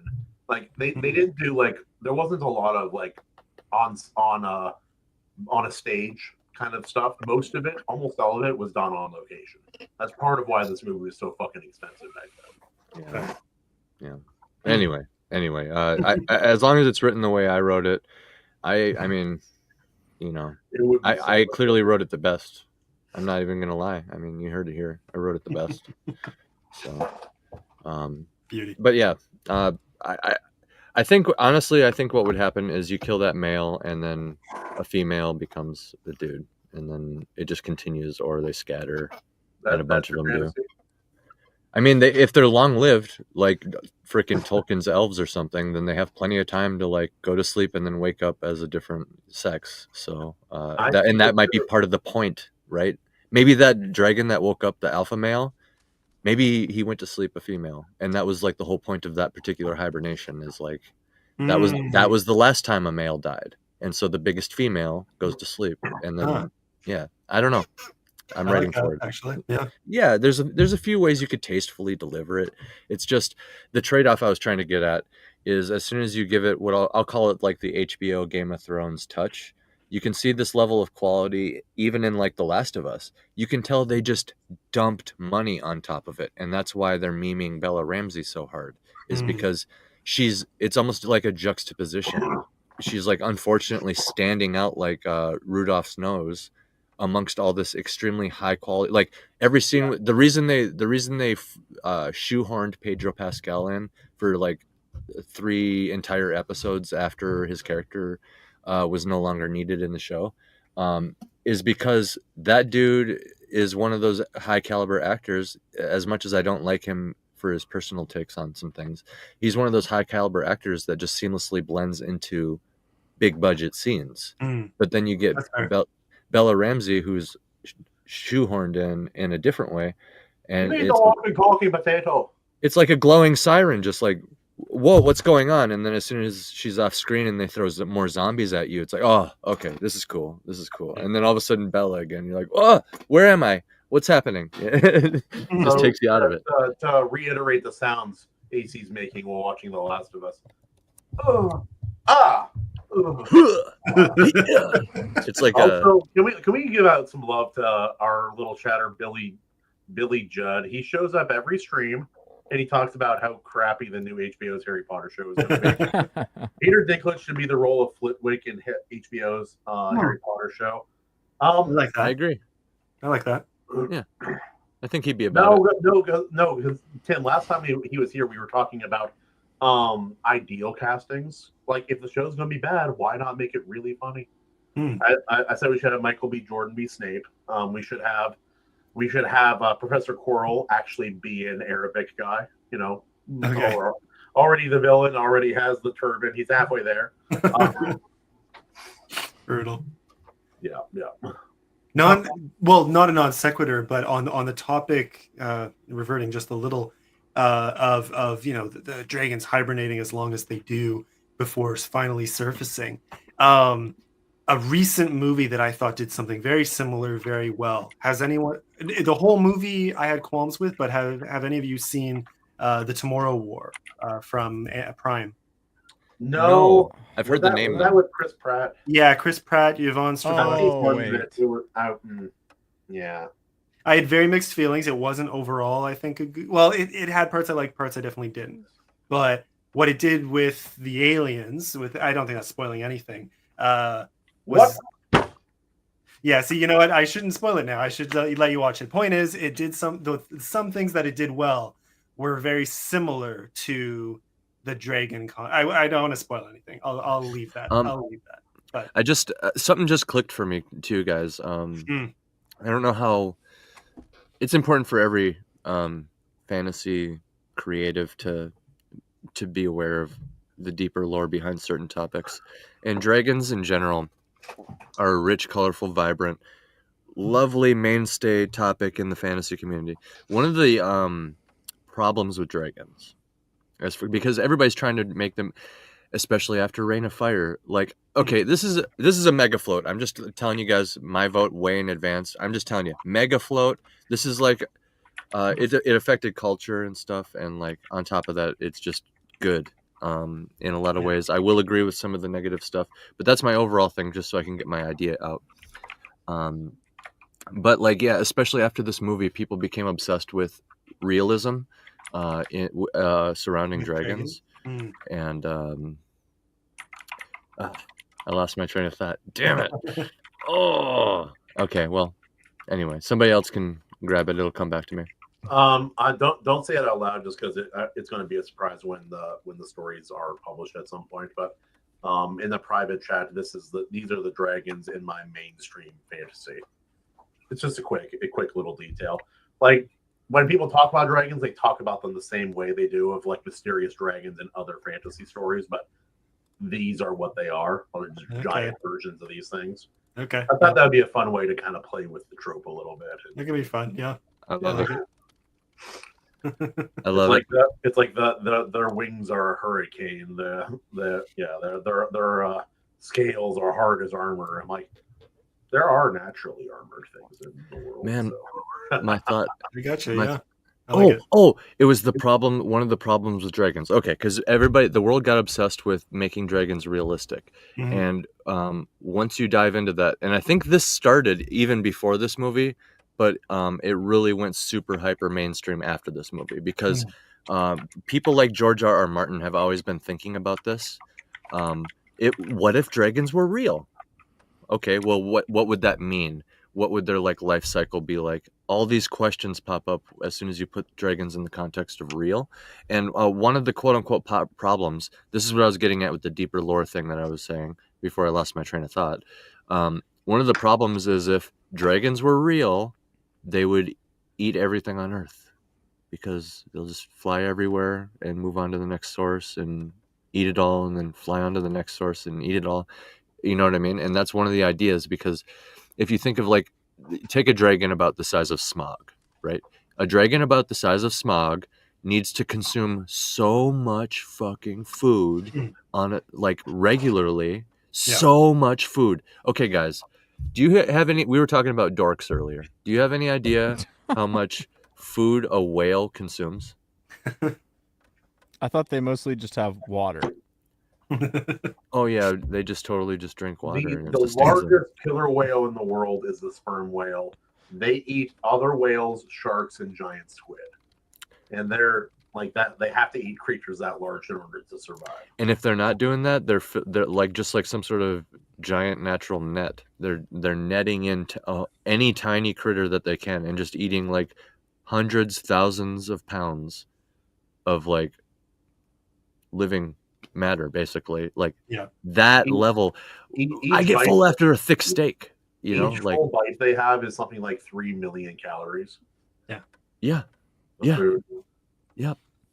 Like so they use that, like besides the whale bones and the teeth, some of which I still have back when that was still legal in certain parts of the world. She had pieces of baleen from those kind of whales, and they were like 6 to 8 feet long, and it was super cool, very impressive. I'm like, oh yeah, a fish couldn't swim through this. No way, dude. They're toast. Right. Yeah, they're not. And so that was like, so if you imagine like that amount of food consumption, maybe double it or whatever you need to do for a dragon. Think about the calories, because it's flying and moving all the time, and then the extra calories from generating those chemicals that get the classic fire and all that stuff, and then carry the one and all that stuff and add it all up, tally it up, and you basically get an apocalyptic event. Like, you really can't have dragons exist Like even when you rationalize, you can make their bones hollow so that they're light enough to fly. Okay, you take away those 2 extra legs, and so that they're the Wyvern style dragons, and now they're realistic. Yep, and now they're realistic like a bat, and they have hollow bones. Sure, they're a little bit more fragile now, but who cares? Dragons can exist now, and the problem always comes back to they eat too much. Consumption, yeah. It always comes back to that. So this movie Game of Thrones this season movie 8, was really, aware of that. whatever This they movie want. was aware of it. All your cattle, all your sheep, Yeah. all your bad, naughty children in the woods. That's what they eat. Right. Yeah, turning it into a long time frame cycle, allows for that because it allows the world to recover, create enough food for them to then survive if they come back, and then do it all over again. It reminded me of the Reapers in Mass Effect. Mass Effect. Yeah. Oh, it's so I love cyclical things like that too. Yeah. Like seeing this and Even how House old of it the is. Dragon did a better job addressing the dragon like eating thing. It's like, oh yeah, we like there's a tax like, but if you're a farmer, like instead of paying money, you can give us a portion of your livestock to feed the fucking massive haul of dragons we have. And also in the scheme of things, there really isn't that many dragons. So like yeah, if it really came down to it, and the humans needed all the animals for themselves, then I'm sure they would just like start taking people. I don't know. I'd start with the criminals or something. Is probably what they would do to feed the dragons. And it's morbid, but like it works in that world because of how they set it up. Like he went as realistic as he could, and there is a degree of magic in that style. It's a fascinating take on dragons. But like I'll tell you right now, guys, any nerd who they're like, oh, I heard about this dragon movie, and they go into it blind, and they're like, sit down, and they're like, it's a dragon movie, that's all I know. They're gonna go into it looking for the problems with realism, especially if you're like, oh, it's a dragon movie that's realistic. Oh, okay. It's set in modern times, Yeah. Realistic, you say. I'll see about that, is what like the dude says. And then so they're gonna go there, and they're gonna be watching for the things. They're gonna be like, well, how much does it eat? How big is it? They're gonna be looking for like how heavy it looks, stuff like that. And this movie, it like gets away with everything. Can you guys think of any problems with it other than like the life cycle thing? But even that, we thought of several different ways where like, I mean, they probably didn't just end the apocalypse. Let's be honest. It just like had a happy ending, but like, yeah. Well, even then, Christian Bale says, oh, and if they come back, I'll kill them. So they even kind of acknowledge it's not really over. You're right. They're hopeful, but it's not over. And they don't really know for sure. We don't know everything. Yeah, exactly. That's how you end a movie and a story, by the way. Yeah. It doesn't have to be ambiguous, even though that is technically ambiguous. But it doesn't have to be so. On a happy note, which was it doesn't have to be so in your face. Just like kind of end the arc, right? Yeah. Just like happy endings. That's right. Yeah. That's right. Happy. You like that's what I like in a massage. Wait. Anyway, so we were talking about years ago, before I knew all of you guys, back when I was helping indie authors on my own develop stories and work on their craft and such. This girl and I we became good friends for a long time. I think we became like a blue-haired freak later, but anyway. At the time she was cool, and we were like, she's like, what would dragons eat? We had to tackle that very idea. And eventually like we changed her setting from a medieval setting to like a modern setting. I'm like, what about uranium? Uranium, like a small like a piece of cake size, like a uranium the size of a slice of cake, is something like 1.3 million calories. What if the fire was a result of the like radiation and their bodies treating it like a thermonuclear like plant basically, and they would eat that, and that would provide enough calories for them to eat, and it would also like give reason for like why they're all fire breathing and hot, and like why they kind of break the rules of nature naturally. I'm okay with Godzilla dragons. Yeah. Godzilla dragons, dude. That's what America should do, man. Pre-Shin Godzilla too, but it was also when I watched Shin Godzilla, I'm like, bitch, I thought of this. Bro, that'd be so cool. Like, think about it. Like Godzilla dragons. Like, okay, they become dragons because of the Godzilla reasons, and then like their flamethrower breath is like Godzilla flamethrower breath. Oh no, that's not good. Did you guys see the animated series that they did on Netflix? I think it was like 3 films, Godzilla films. They weren't superb. Weren't they really bad? Like Godzilla Earth? I don't know. They're all right. Can't remember the names. Anyways, but I remember I think it was the first one. The one thing I liked that they did, they just over the rest of the series wasn't that good, but they showed this concept of Godzilla evolving the entire ecosystem of the world around it. And so you had flying creatures that were equally radioactive and taking from the same resources, but all dependent on Godzilla. Kind of like that. So you kind of had Godzilla dragons flying around. That's what it felt like, and it was kind of cool. I remember thinking, "Oh, there's something there. I want to do something." Anyways, I never. Well, yeah. Take notes, creatives, because this is actually how you do, or I shouldn't say it's the way, but it's one way of how you like do the correct world building of like greater entities, right? Like, because like what they're doing is they've like integrating these creatures into the fabric of like this is their planet. Right, like think about the dragons on Reign of Fire. It's like this is really just like their planet. It doesn't matter what evolves on the surface world. They're just gonna like mow the grass and then go back to sleep and then let the grass grow again. No matter what crazy flowers pop up, they'll just eat them. You know what I mean? And it's the same thing like what you're saying with Godzilla. When he shapes the ecosystem or is like at least connected to a large part of it, for example, that's fascinating. And that's, you can bring Lovecraft into it too. Like that could be a way that you do some sort of modern Lovecraft thing and like really like show how these old gods are incorporated into the earth. I know a lot of the old ones, they say like each planet is like an old one egg or something like that. But like I kind of like the idea of, because there's several, it's like a pantheon. I like the idea of like each of them having like their own domain and stuff, because I know there's like he has fish people, but then he also has like weird Cronenberg like demons, basically demon aliens sometimes. So it's not always like sea related, it's sometimes space related. There's other things too. He kind of includes mythologies from others, and others include his mythology in there, so it creates a soupy kind of thing where a lot of it, the origins of things are not fully clear. A lot of things considered Lovecraft are actually not entirely his creation as well. Yeah, so that makes it more tricky. Well, like if like an old one lived in the middle of the Mediterranean Sea, and then that like factored into like the local environment, so it likes Greek food instead, like that'd be crazy, and like it shaped it. I don't know. I like that idea, and I think it's a clever way to do it. And like, because like you're writing the creature in a way that like they're just so far above humans, the environment like is like adapted to them. Like they're part of the world. I don't know how to explain it. They're just so much larger, and not even just in size, but like in scope, than in the scheme of things, than humanity. Like, oh, what do? We invent things and build skyscrapers, eventually blast off into space. That's a big deal. There's a short story collection, Ace, I'll send you when we're done. It's of people inspired by Lovecraft and writing in his universe, but their own stories. Mm-hmm. About 2/3 of those stories are very, very good. Yeah. Of course, it's anthology with a whole bunch of randos. So, like, some of them are like, what if we like had a gay teenager script of them like being rebellious assholes? But then they were just like narcissistic because the world was ending because Cthulhu was winning.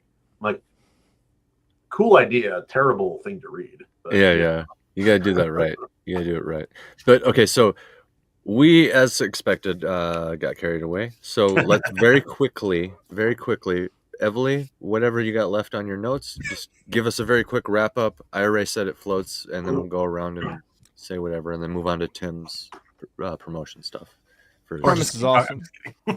Yeah, CGI, contrary to what you all say, holds up super well. I have no idea what any of it. Very good.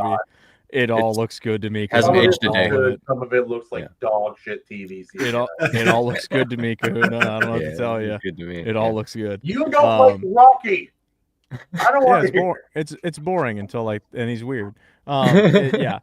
McConaughey is absolutely badass. Chris was saying it's his favorite role of McConaughey. For me, it's definitely top. It might be top 2. His character's awesome in this. Interstellar. His character plays in Interstellar. It's awesome depending on the day. It's very good. Yeah, dude, we gotta watch it sometime. We gotta get you to watch that, Kahuna. People are trying to get me to watch it, and the more they try, the more I Plant your feet in the ground. And that movie, God, like, just it's the watch best it movie just ever for the made. I'm like, I'm not watching it. just for the score. The music in that film is incredible. It's Let so alone the movie itself is great, but like the score is so damn Justin good. likes the score. That means it's probably K-pop.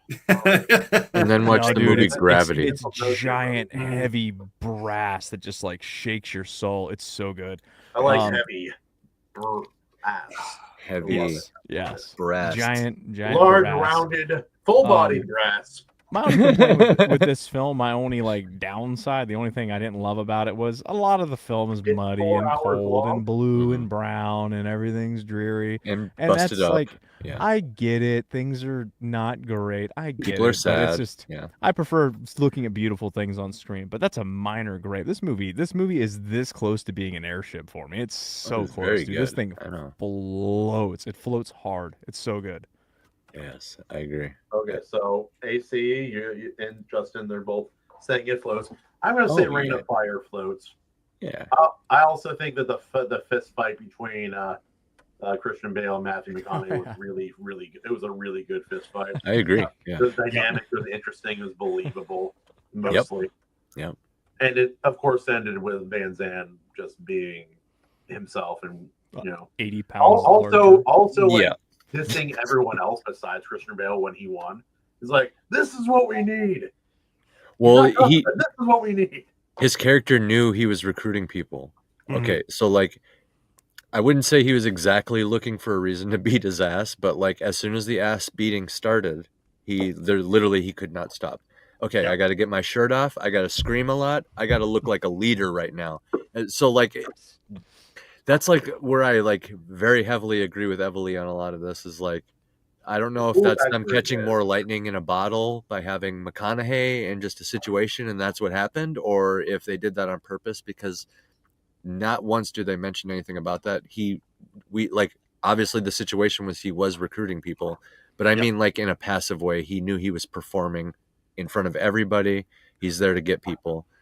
He couldn't stop. Next time we hang out in person, we can recreate that scene. I'll be Van Zandt.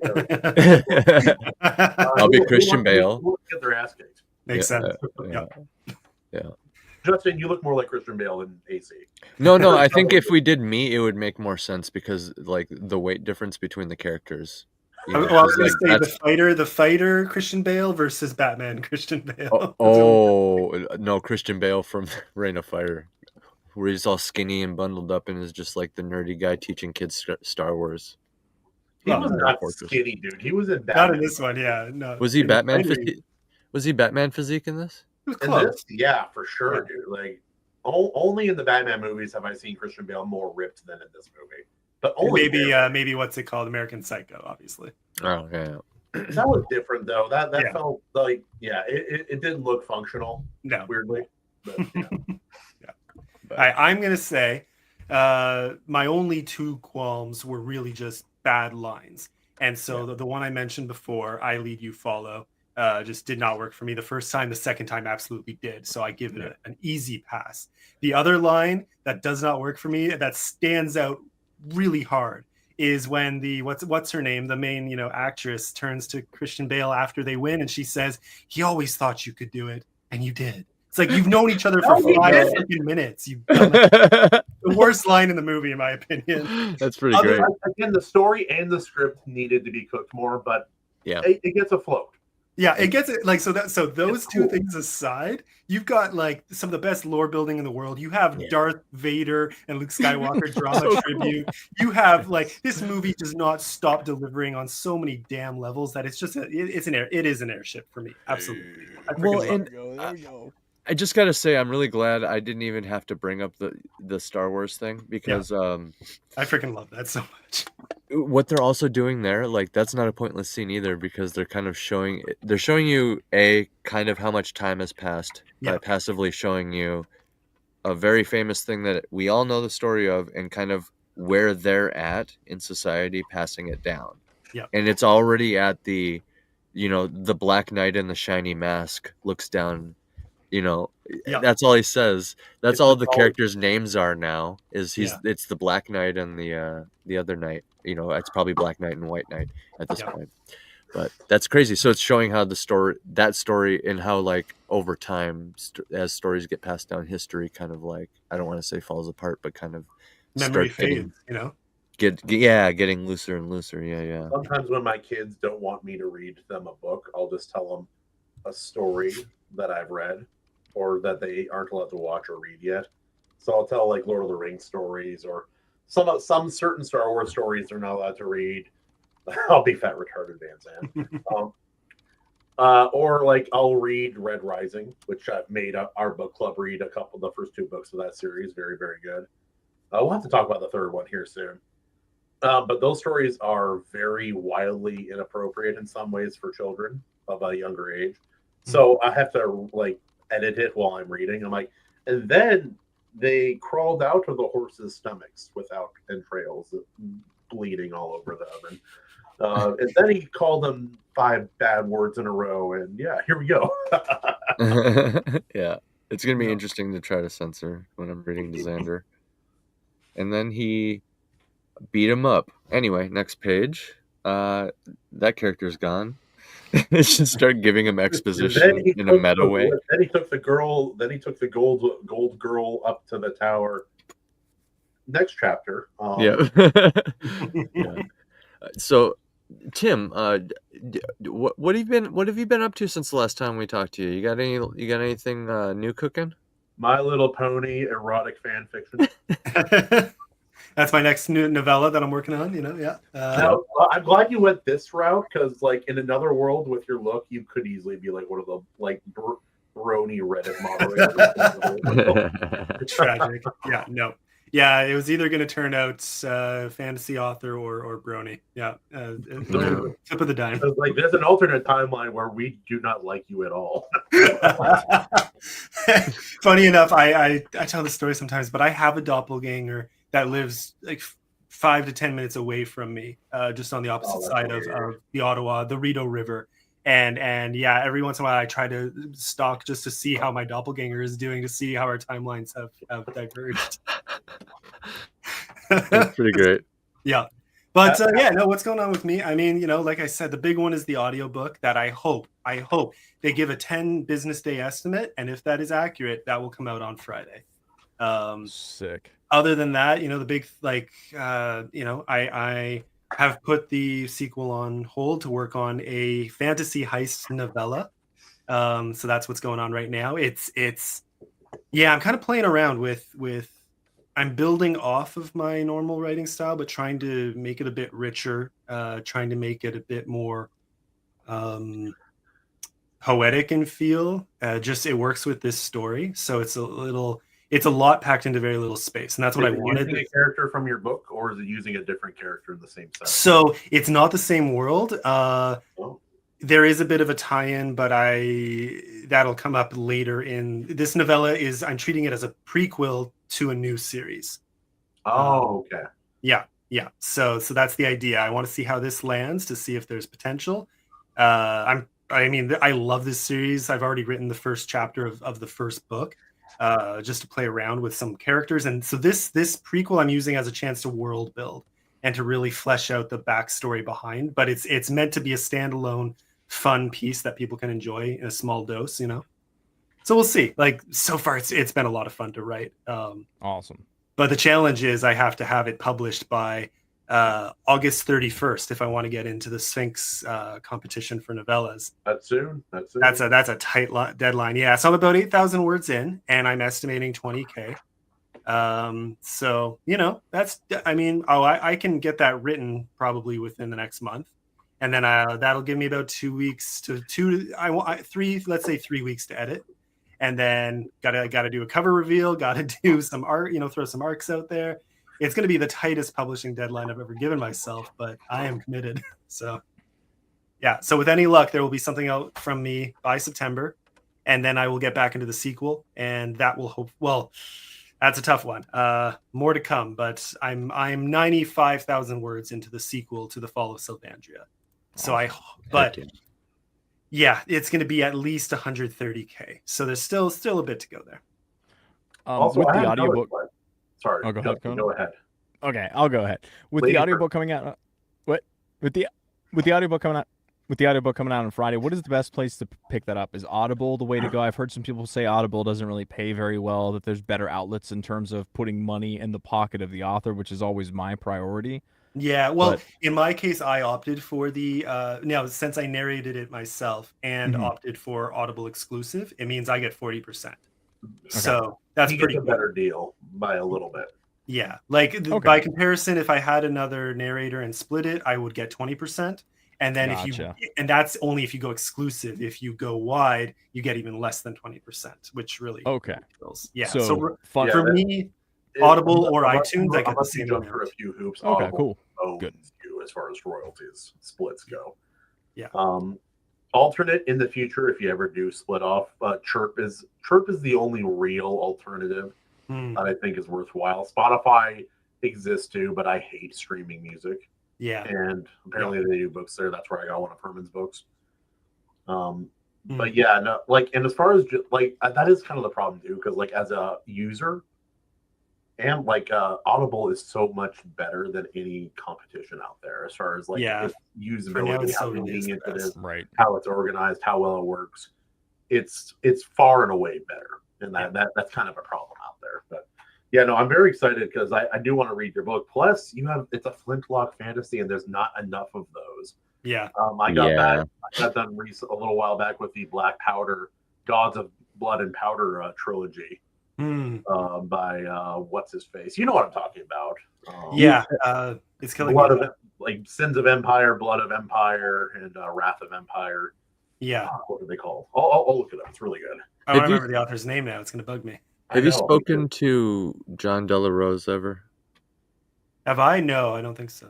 He's another author. He does like flintlock fantasy as well, type of stuff. But in his own takes. But yeah, that's what the first other indie author I thought of. He might be. You guys might be similar in ways. That would be fun. Yeah, I mean, and now bear in mind too, my book comes with a trilogy right now. I'm liking it better than the first, but I do have some harsh criticism for the first and a little bit for the second. Yeah, mine also. I throw in a pretty significant dose of sci-fi too. That I think has to be. If you go into my book knowing that, it makes it. I mean, I know some people who I left that as a surprise, and they were like, "Oh my gosh, this is so awesome!" And I was like, "Yes, that's what I was going for." And I've talked to other people who are like, "Oh, I mean, it's cool, but also, I think people who enjoy the rule of cool books will love it. I think people who are looking for, I don't know how to describe it. I know the kind of books. Let's go with that. Yeah, I don't know. There's definitely like some series lend themselves and some authors lend themselves to explaining and having very detailed understandings, and others. Like you can imply a lot of depth without actually showing a lot of it. Yeah. Like you can imply that there are systems for how things work without actually having to break it down all the way. And like one thing about mine is that I get told consistently, the irony I feel like is that I get told consistently it's a very rich, like very expansive world, and that at the same time people like wanted more of that. People wanted more of the exposition, more digging into it. Because I tend not to handle your book's long enough and you're a good enough writer. It sounds like that, like they like you're attracting the epic fantasy crowd, and they're used to fucking like Robert Jordan, Sanderson, Malazan, all like. And your book is not going to be as nearly quite as complicated or scatterbrained as those, obviously. Yeah, I hope not. I hope not. You know, like don't get me wrong. I love Wheel of Time. I do love Wheel of Time. I had to think about it. I really liked the first three Stormlight books. And so like there's a lot of love there. And your book's long enough. And plus it's a flintlock. And Brian McClellan. That's the guy's name. I know exactly. It was gonna bug me. I'm like, it's actually kind of similar to your name. I remember that. I'm like, it's something. the mix, yeah.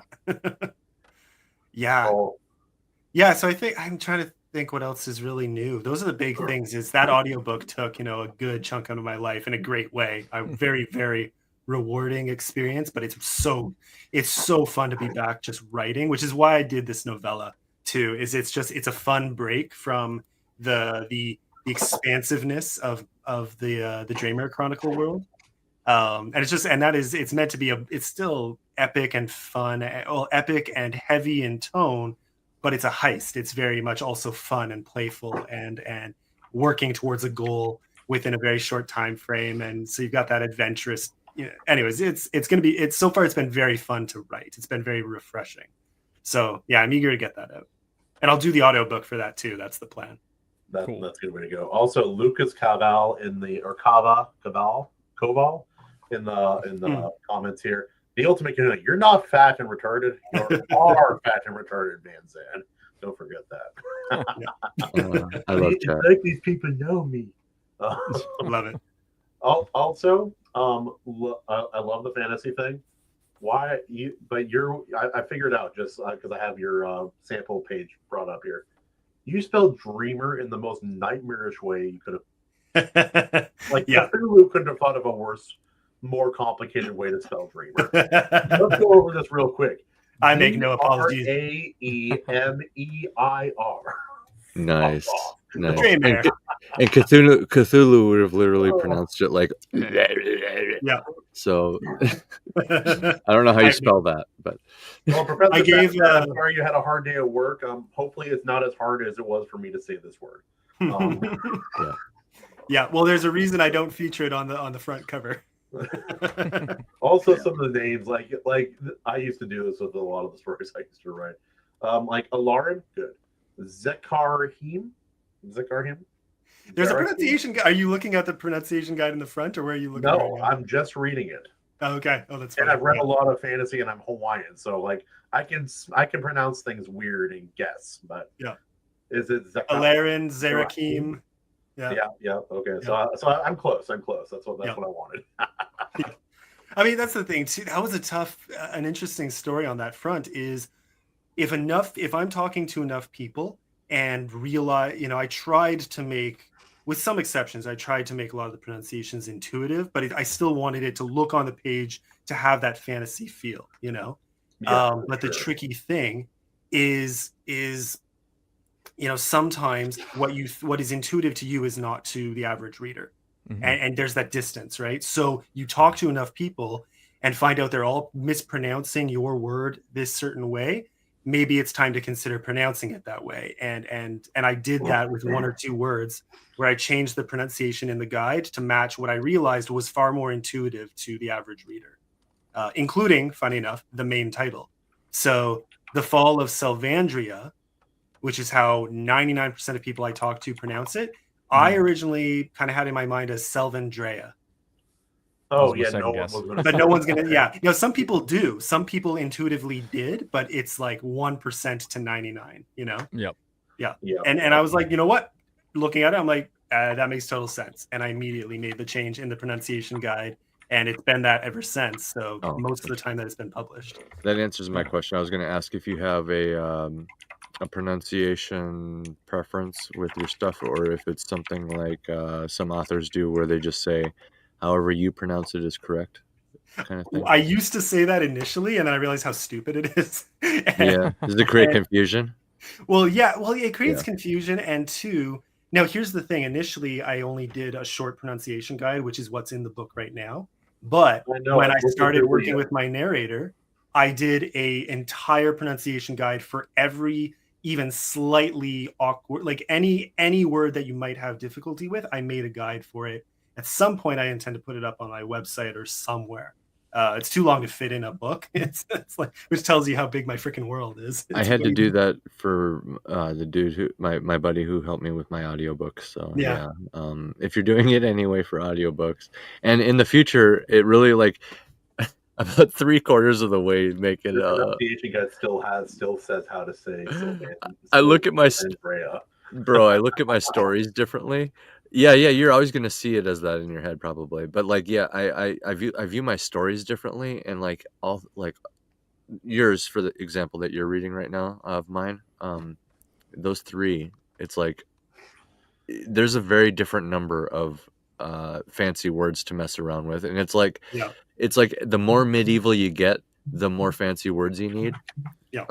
Well, actually, no. It was the more modern I got, the more fancy words I needed, because now there's nations, and there's like different variants of guns, and what are these different titles? Like just the nations alone, you have to give them all kind of a unique name. Like Sweden isn't just like, it doesn't mean like just, it's not like a word for table. Yeah. Well, like with Flintlock fantasy in particular as a setting, and bringing in sci-fi, and I won't spoil anything, but yeah, some sci-fi elements. That was especially tricky because I have to blend, I have to come up with names for advanced concepts in this foreign world, in this fantasy world. I have to come up with and it can't sound too modern. It has to be like, basically it has to sound like words that normally what you wouldn't think of together, but from the fantasy world that describe what the thing might be. Well, it can't sound too medieval, and it also can't sound too modern. I really had to like go back to my history studies in university and try to give it that early modern kind of Renaissance Enlightenment era feel. And and that Flintlock era, that Master and Commander, French Revolution, that feel, and that's really hard to capture in a way that's believable, because it's subtle. It gets tricky when you add guns to fantasy, because it tends to follow one of a couple ways. I think like the Brian McClellan series does it perfectly because it incorporates into the magic system. It's like powder mages exist, which are basically, they treat black powder like white powder and go fucking insane, and it's weird. But for all his faults, George R.R. Martin described why dragons actually like stun locked the progression of technology in his world for a longer period of time.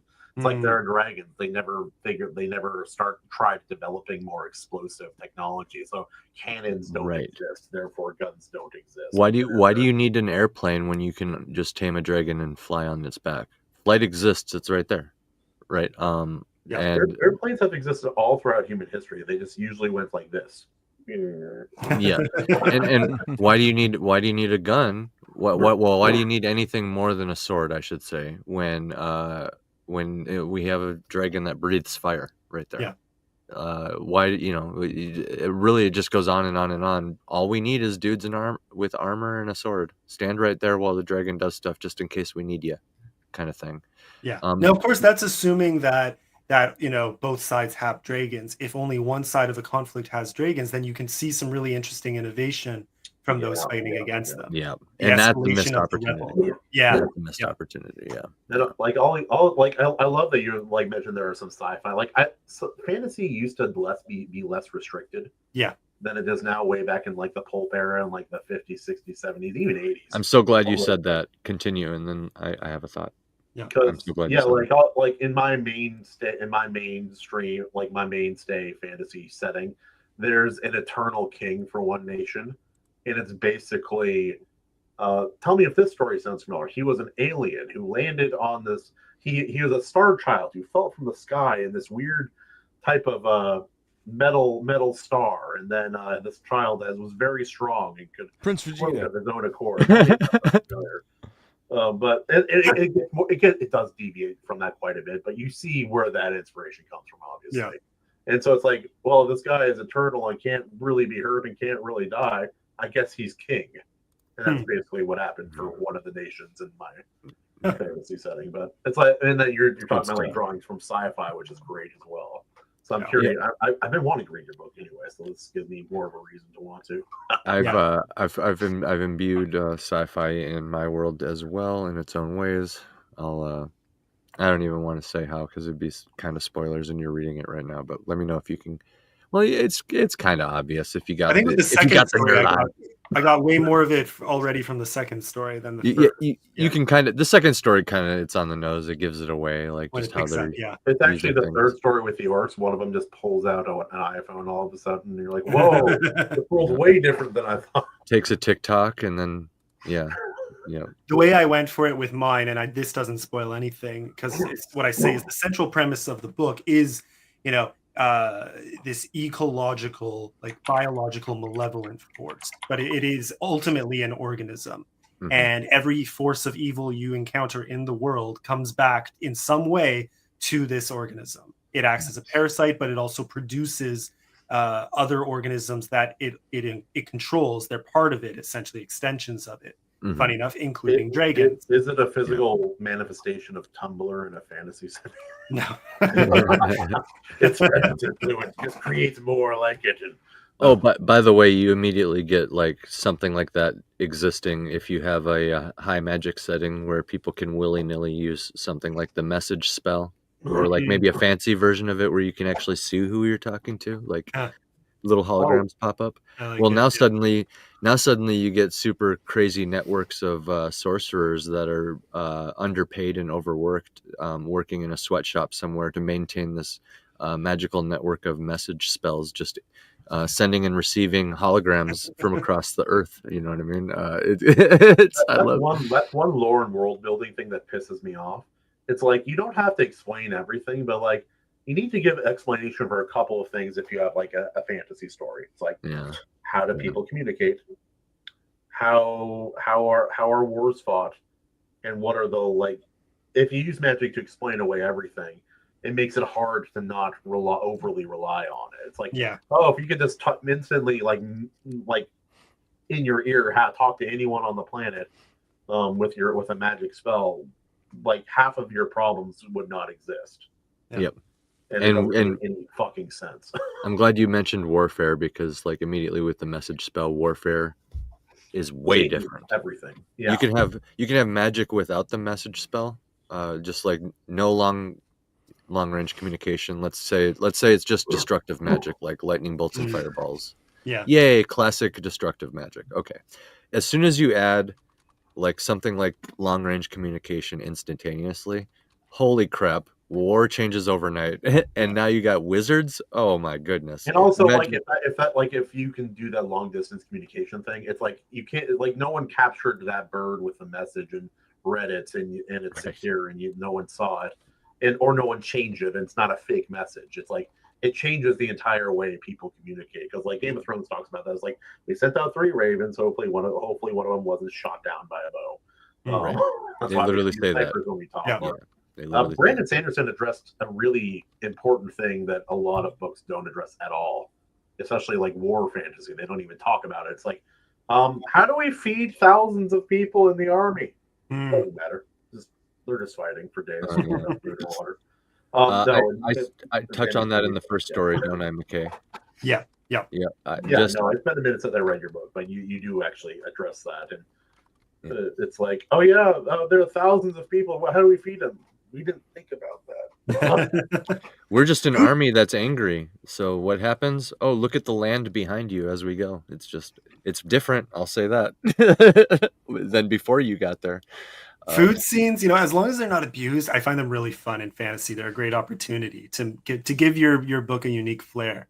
Like I just threw one in my novella is just the other day, and I keep rereading that chapter. I'm like, oh, this hits. It hits on a few different levels. Those moments where you get to see the characters sit back and interact on a different level, and food is often a great way to bring that out. Those communal moments together. And then in a darker fantasy setting, it's a huge moment too. You can show armies being fed. You can show parties on their quest. You can show them jokes and tell war stories around a fire. Yeah, well, like you think of parties on their quests, and some, with Lord of the Rings you get lembas bread, which is a nice cop out, but it works. Yeah. It's great. But Tolkien, yeah. Okay, yeah. Tolkien. Yeah. That was the most C.S. Lewis thing that Tolkien ever did. Tolkien, you were in World War I. Please give us something. Give us a little crumb of lambus bread. Like I get the impression anytime C.S. Lewis ran into a problem where he had to explain something in story, he's just like, "Fuck it." Just write something. Make it work. And I imagine like Tolkien has this complicated world and all this, and he's like, Lambus bread band-aid. Oh my god, dude. That's what place is. Lewis is like, well, what about bread that like really fills your stomach? Oh, fuck it. Okay. Of all the retarded hills that people criticize Tolkien for, that they insist on dying on, like a good example is, why don't they fly them to Mordor? Yeah. Well, it's like he if you were an actual fan at all, Tolkien directly addresses that. and I won't even say it here. Go look it up if you don't actually know the reason. But no, I'm just kidding. It's because the eagles would be just as tempted as anybody else, and the idea is that they're smarter than humans. They're more aware than humans. They're higher beings. But anyway, I forgot my whole thing. But give us anything other than the Lumbus burn. It's almost more egregious than somebody just saying that they conjure food. Oh, wizards just conjure food for everybody. Don't think about that it. Changes everything. It's almost more egregious. Yeah. War may not happen because if magic just conjures food and there's no like real cost to it, and magic's common enough that people can actually do it, suddenly we're not fighting for more land because we don't have enough farmland to feed our country.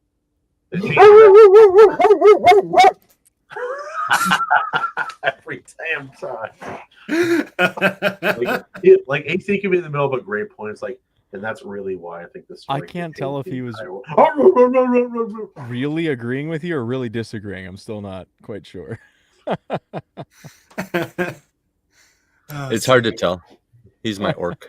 And Sam did not hunt for rabbits. He was a fat little hobbit. No, Smeagol hunted for rabbits. Smeagol got the rabbits. Madame. Expert, so to say. Guys, shame on Anne. Everybody, shame. Shame. So good. Yeah, so I don't know, things like food. What are some other elements they have to pay attention to? Because they stack up so quickly. One fun one for me was travel. Yeah, so travel for sure. And I have like if you example, a wizard just casts a spell on everything he owns, and it hovers behind him as he flies to the house that he's moving into. In a big cloud, it just flies with him. You can just do that in this world, and it's very mundane. Like anybody, like that's how people move. When Aragon did that, so you know, Chris Paolini did that in I think the second or third Aragon book, and I was so pissed. It was like it they created like a fissure in space and put everything into it, and that traveled. Aragon makes the more you read, the less the magic from the original books makes sense. By the end, you're like, this story makes no goddamn sense. Yeah. He should have just. You can really simplify it. Just like, okay, it fatigues you. It's tied to like what your body, your life force, whatever. Boom. You don't really need to explain much after that. Yeah. There you go. And what can it do? Anything magical. You know, and then if you need laws, like you can directly write those in, like oh, the great laws of magic passed down forever and ever. No teleportation, no invisibility, no communication. You know what I mean? Like if you really wanted to, you could write it into your world. Well, that does make be like a warlock out there. It's like, I'm gonna do what I want because the guys who made that were gay. Yeah. Well, there's a fun note on that is that different kinds of magic systems. I liked playing around with that, and again, everything in my world ties back in some way to this organism, right? So even the magic that is in my world, it's essentially powered by this organism, but it expresses itself in different ways, including between nations. So you have some people who have a more soft, abstract magic system. It's all based on consciousness and awareness. Like they can stretch out their awareness and grab onto things telekinetically, or they just bring things into a sphere around them where everything within that sphere is theirs. It's their dominion. It's theirs to twist and manipulate, right?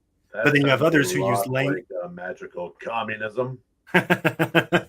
You're gonna hate my main character. I'm just kidding. No, hey, it's also Animal Farm Week, so bring talking about, dude.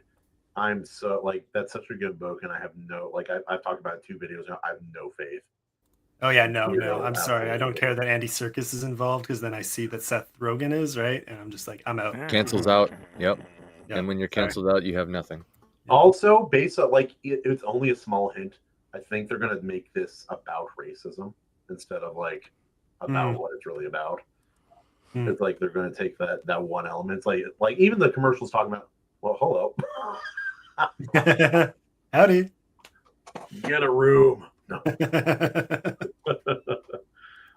But yeah, no, I have zero faith in it. It's like, you know, us pigs, we got to stick together, right? I'm like, oh no, they're gonna make this like a race thing. Like one group's pigs and.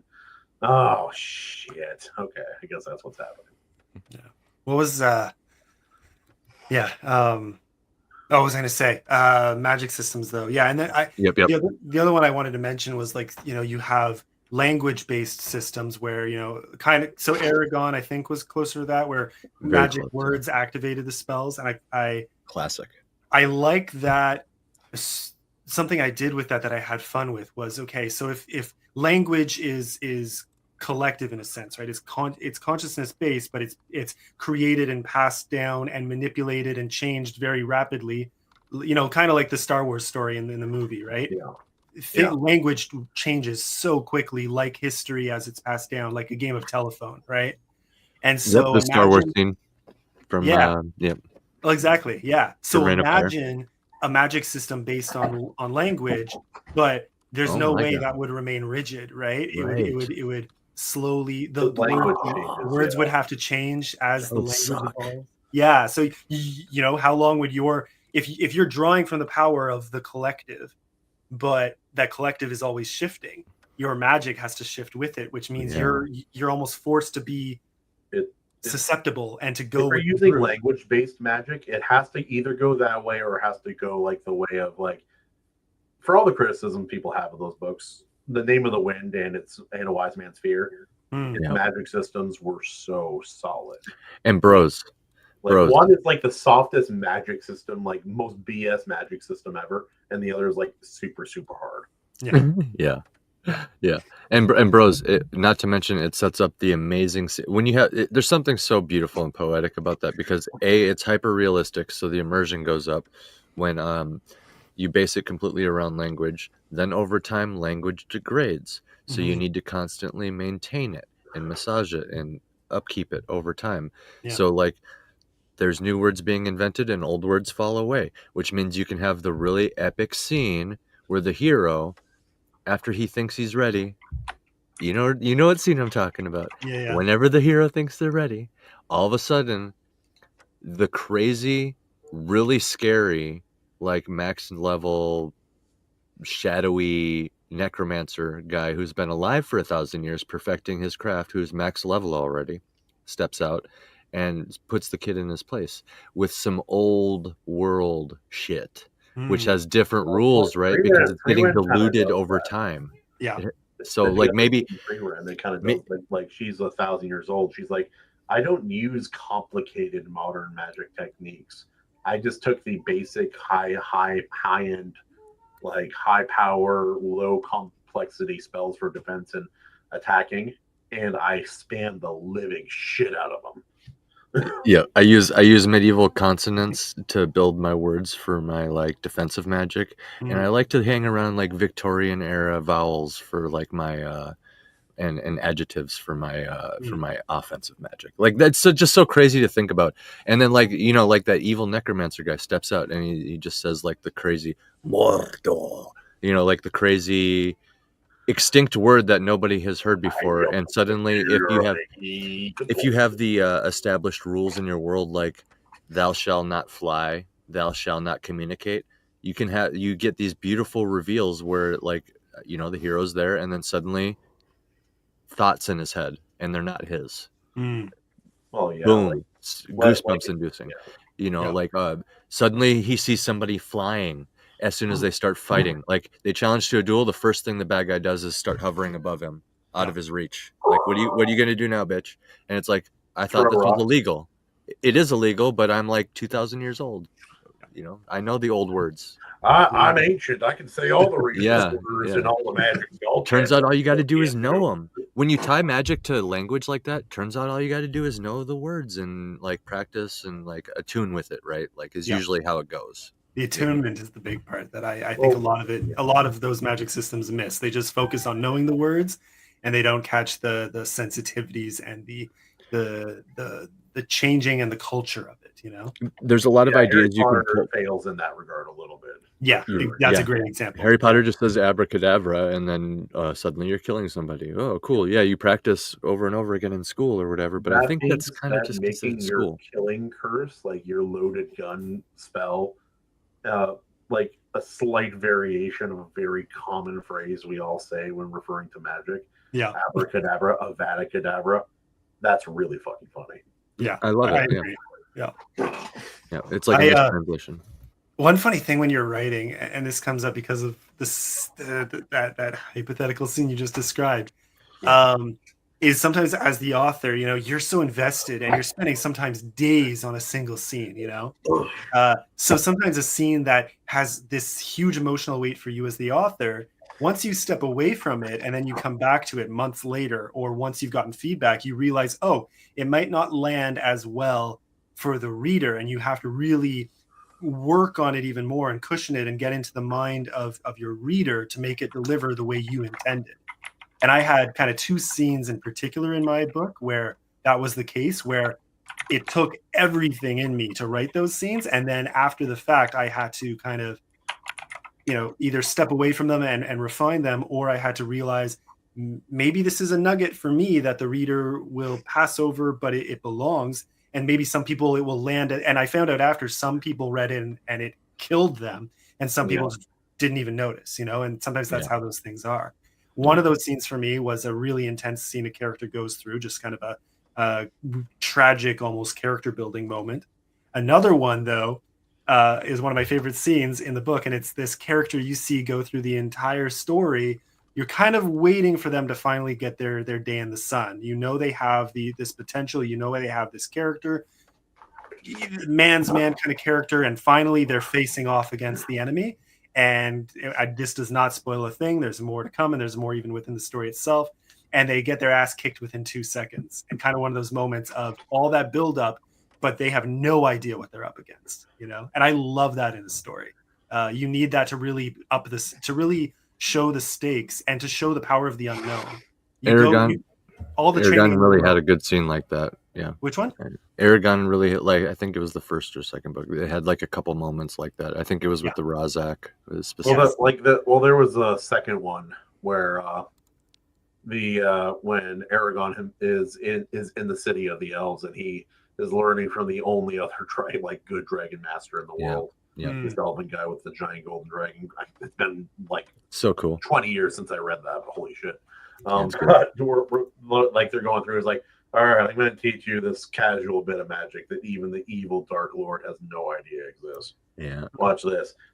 Sucks the life out of everything out of the plants around him. I'm the ants, the bugs, the trees, the plants. I'm that changes everything, dude. Yeah, I didn't go that far, Tim McKay, in my story, but I'm now that he brings it up here, that I do remember that being presented in the Aragon stories as one of the most OP things. It's oh, check this out, and it is OP. You're draining little microcules of energy out of ants, and I always got Dragon Ball Z Soul Bomb vibes from it. Yeah, right. That's what I was just going to say. I prefer to make it a Dragon Ball reference whenever I can. All right. Yep. But I didn't go that far. But my magic's tied to objects, and when you look at how energy is transferred in real life, like vibrations, heat, stuff like that, all the different methods, electricity, radiation, etc. It goes on and on. Then all that'll probably be ways that you charge these objects, and it would react to it. So anyway, it is getting late. We I know Justin has things he needs to do tonight. It's so fun to talk though. We keep talking, but let's get Justin. Let's get Justin. Sorry, Justin. You guys are good. You can hang out for as long as you want. It's past midnight here though. I need to catch some shut eyes. He has to go put his kids to bed. Yeah. Thanks to the chat for hanging out. And Tim, always a pleasure talking to you. I'm looking forward to the audiobook coming out here. I'm going to keep my eye on that and looking forward to get my ears on this work of yours. So thanks for dropping by, and I will catch you guys next time. Always a pleasure. Have a good night, Evaleighmusic. All right, boys. Never big. Now we keep talking magic and shit, and dragons and stuff. Well, in my mainstay fantasy world, a lot of the older magic techniques have been either they've been purposefully erased or made impossible to replicate, because in my fantasy world, the most powerful magic was the magic of combination, or the magic of magically tying one thing to something else. Because it started off, what if we just did things like that, tied the better genes in one creature to make it stronger and larger. And then it was like, well, what if we just combined humans and horses, and they accidentally created centaurs? But the problem was they weren't careful, so they created a centaur. It had all the intelligence of a person and all of the machinations of a person, but with the lack of self-control and instinct, bodily instinct of an animal. So they created a group of rapists is essentially what they did. Yeah. My fantasy world, like, oh, and that's where you can get. we better not That's do where, that. and that's where you get like the idea of like the satyrs in Greek. Satyrs, yeah. They're famously randy. So So that's also a little bit of lore from my world, is that the centaurs, they can impregnate anything. It won't survive, but they can impregnate anything. Oh, that's a bad OP. way to go. That's a bad way to go. OP. Yeah. Something I absolutely love doing is just if you can find a way to incorporate familiar mythology. Yeah, no, I'm not even answering that. We're gonna leave that one in the dish anyway. No, but like if you can pull something like centaurs or satyrs or anything into a different world and make it unique, I love doing that. It doesn't feel. I mean, again, it depends how you pull it off. But like, for example, in my sequel, I'm throwing in my own version of phoenixes, except they're essentially Balrog-sized demon, monsters that just and even stranger, they're in the desert, so coming out of pits and then like just destroying anything in their path, and so it just gets wild very quickly. And like I'm imagining something like the fell beasts from Lord of the Rings mixed with Balrogs. So like, imagine the frame of a fell beast, but like with the Balrog aesthetic. Yeah. And like now, it might even be what I put on the cover. If not, it'll be one of the black and white illustrations I'll get done to put inside. I'm still on the fence about that because I have another cover. I won't get into that, but things, those are the sort of things I'm already wrestling with for book 2. It's tough with covers because you want it to represent the book and ideally a scene, but you don't want to give anything away too much. Yeah. Like I love the Brandon Sanderson from my books, but book 2, Words of Radiance, that cover pretty much straight gives away. It sells the plot a little bit. I'm like, I'm gonna get sucked in while I'm listening, but it's gonna be. I see what's happening here.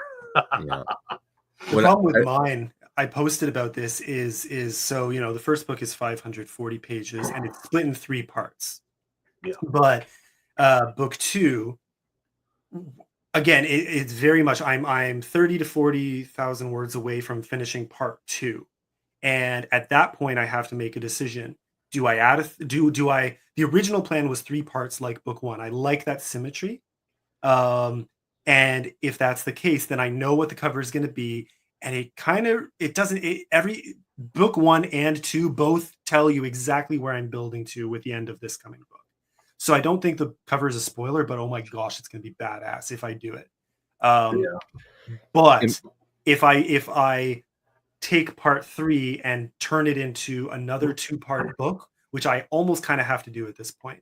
And there is a way to do it and still make the plot of book 2 coherent. And then in that case, I think the Phoenix is going on the cover. But that's I'm really wrestling with that decision. And I've flip-flopped 5 times as I keep writing. Do you have the same artist from the new cover of your... Yeah, I'm going to be sticking with Joe for sure. Hey, and if you're serious about that combo, that's a really simple idea that you can pitch to an artist. Just hey, fell beasts, like the movie Fell Beasts, right? I got you. Because with the flat face and everything, because they look different enough from a dragon already, and then the Balrog has its own aesthetic. It's not just flames. There's a lot of smoke and stuff too. It's the shadow and the smoke with the flame that I want for sure. Yeah, it's this furnace burning in the sky, descending on you. Yeah, dude. Yeah, I see. I don't think there's a better monster reveal in any film than the Balrog. Yeah, Fellowship unparalleled. It's pretty damn good. The build up to it, because that they're Gandalf's been nervous about something for a while, and then the overture, you hear the narration of Saruman talking to himself about it, describing it, shadow, reading it out of the book. Yeah. And then one of the most powerful characters in the story, Gandalf, having shitting my pants moment right before it appears. You're like, it's like this. His foe is beyond any of you. Run, Run. And that's such an important scene too, because in the books, right? To start with, which means it's also important in the movies, obviously. But like, just to start with, Tolkien, it's very important because literally here is Tolkien showing you the binary of his world. He's showing you the dualism crafted in every artery of Middle Earth. Right here. Here's Gandalf fighting himself. Gandalf is fighting the same thing. They are the same creature that have gone down different paths. Fascinating. And if you understand the deeper lore, like everything Gandalf is saying too plays into that even more. That's what Gandalf becomes at super speed if he does take the One Ring from Frodo. Don't tempt me, Frodo. That's why. Except imagine a Balrog on crack, infused with super Sauron magic and Gandalf energy. Yeah, dude. Of course he's not going to take that. Turns into that Gandalf cosplayer at that rave. He would take over the whole damn world with the spinning light. Yeah, dude. You gotta see that. It's so good if you haven't seen it. It's so good. Another one. He'd be Gandalf the Profane or something like that. Gandalf the Fallen. Gandalf the he would have a Magic the Gathering name. Gandalf the Desecrated. Stuff like that, not a color. Just having a cut like it's tricky because you want a cover that fits in the lane and matches the tone of what the story is, even more than like it doesn't even have to be a specific plot element. It just has to fit the tone of your story. Like a buddy of mine, Jacob, he wrote this book a long while back. It's sci-fi battle lines. Simple name, but he was inspired by like the Mandalorian books. And like Halo, and so like that comes across very obviously in the armor design on the front. And then like the artist added the line above without him asking. He's like, "Oh, that was good. How far would you go to save humanity?" And like between the armor, that's the tone. Like that's what the aesthetic of the book. And then this is the essential question of the entire book. Oh, this actually keep holding that up. Keep holding that up because it's actually a fantastic example. I don't know if the whole team did this naturally with that book or if like the artist planned it out and stuff. The artist seems like he knows what he's doing. But in my research, what I learned, Tim, with covers is a good default, and this could be a starting baseline, right? Is to just focus on a character or the characters. And then from there you can take that idea and apply it to like maybe the world. Like, yeah, sure, you could have like a scenery picture that conveys the world as a character, and it tells us as the reader walking through the bookstore all we need to know. Oh, look, it's steampunk because of the airships and stuff like that in a scenery picture. Or you could have something like this, which is the more common thing. You see it more in comics and stuff, but the important thing here is focusing on the character. Now, like why is this a good default? Well, it's not just to show off your characters, even though that seems like what it is, but like that character alone, there's aspects about your character, right? So the fact that guy is like wearing a mask, okay, his face doesn't matter. It's not about his identity, right? Above it, what extent would you go to save Earth or save humanity? That's what it's about. It's not about personal wants and needs. It's about duty. So immediately, even without that tagline, you can kind of have like that assumption by having a character in a mask like that. But then the tagline really sells it. And those two in tandem create this like it's selling something to me now.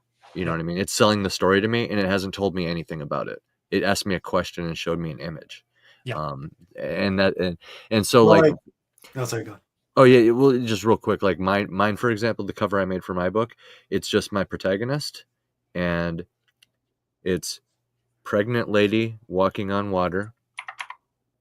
I like pregnant ladies. Pregnant lady walking on water. There's the 3 moons of Arche in the sky, so you can deduce fantasy world, right? You got the red moon and stuff, and then in the background is like the silhouette of a ship that's tattered, and so like you get all that, and like I saw that in my mind, but even then I decided it didn't convey enough because it tells me a lot about the protagonist and maybe some like themes of the story in my example. The But my scroll cover, on the edging as well on this book. yeah, Sorry. very well done, very well done. But my cover didn't tell me Makes me enough. feel things.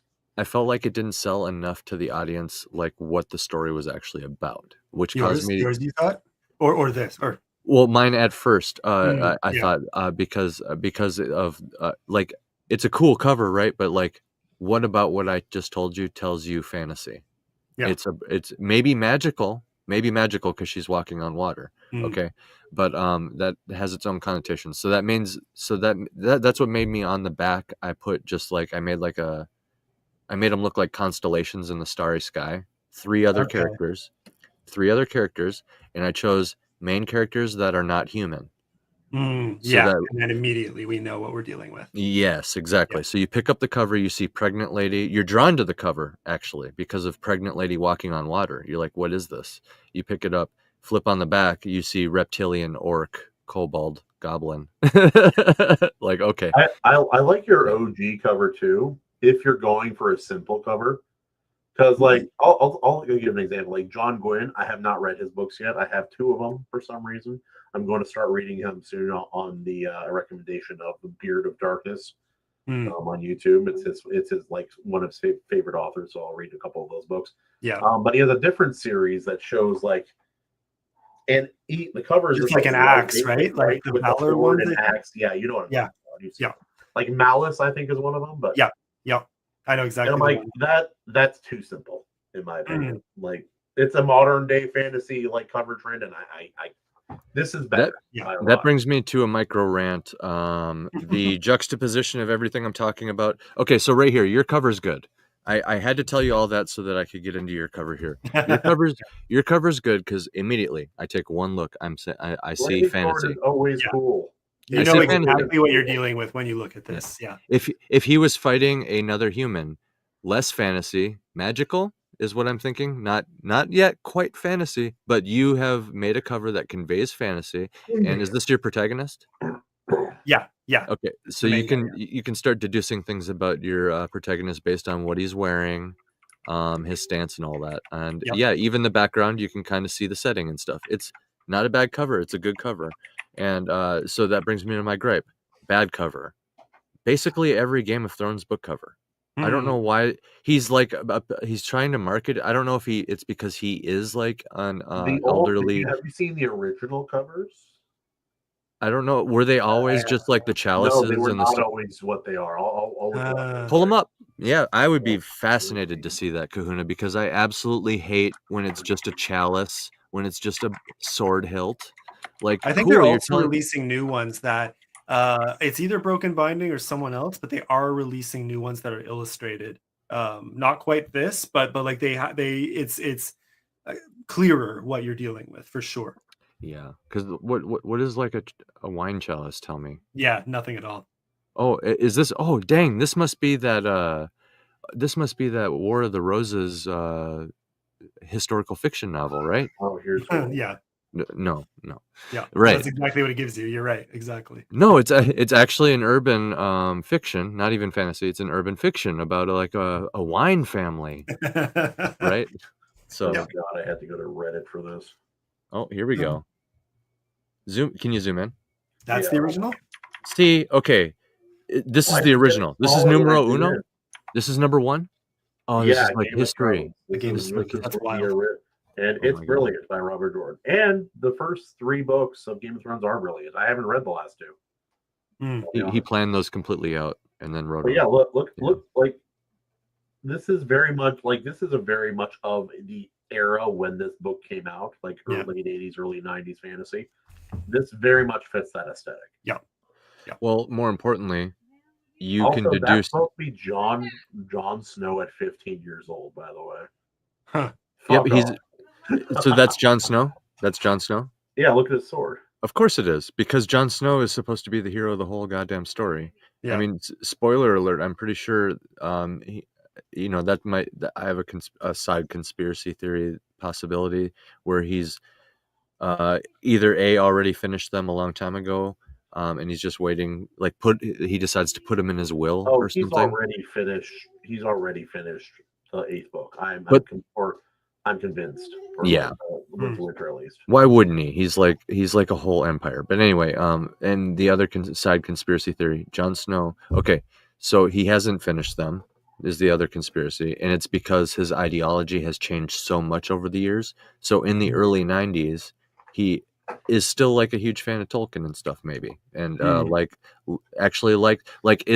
he is just like any other normal human being who actually inherently and biologically on a deeper spiritual, soulful level, going back to the origin of humanity and to the source, God in the universe, Mother Nature, all through all of it, loves when the hero wins in the end. Oh my goodness. You know what I mean? Like, and it loves based things. I think that I'll pull your thing up here in a second, Kahuna, after my thought. But I think so he could have started there, and then his ideology changes so much over the years that he looks at his original plan and now he can't do any of it, and he's already like 6 books in. Yeah, 5 books in, and or whatever it is, and literally just doesn't even want to, because he doesn't agree with his past self anymore. Because like what it looks like right now is Jon Snow's going to be like it's always darkest before the dawn, right? So he has all this horrible bad shit happen to be pragmatic, to be like grimdark and edgy, but like the moral of the story is still like the Song of Ice and Fire.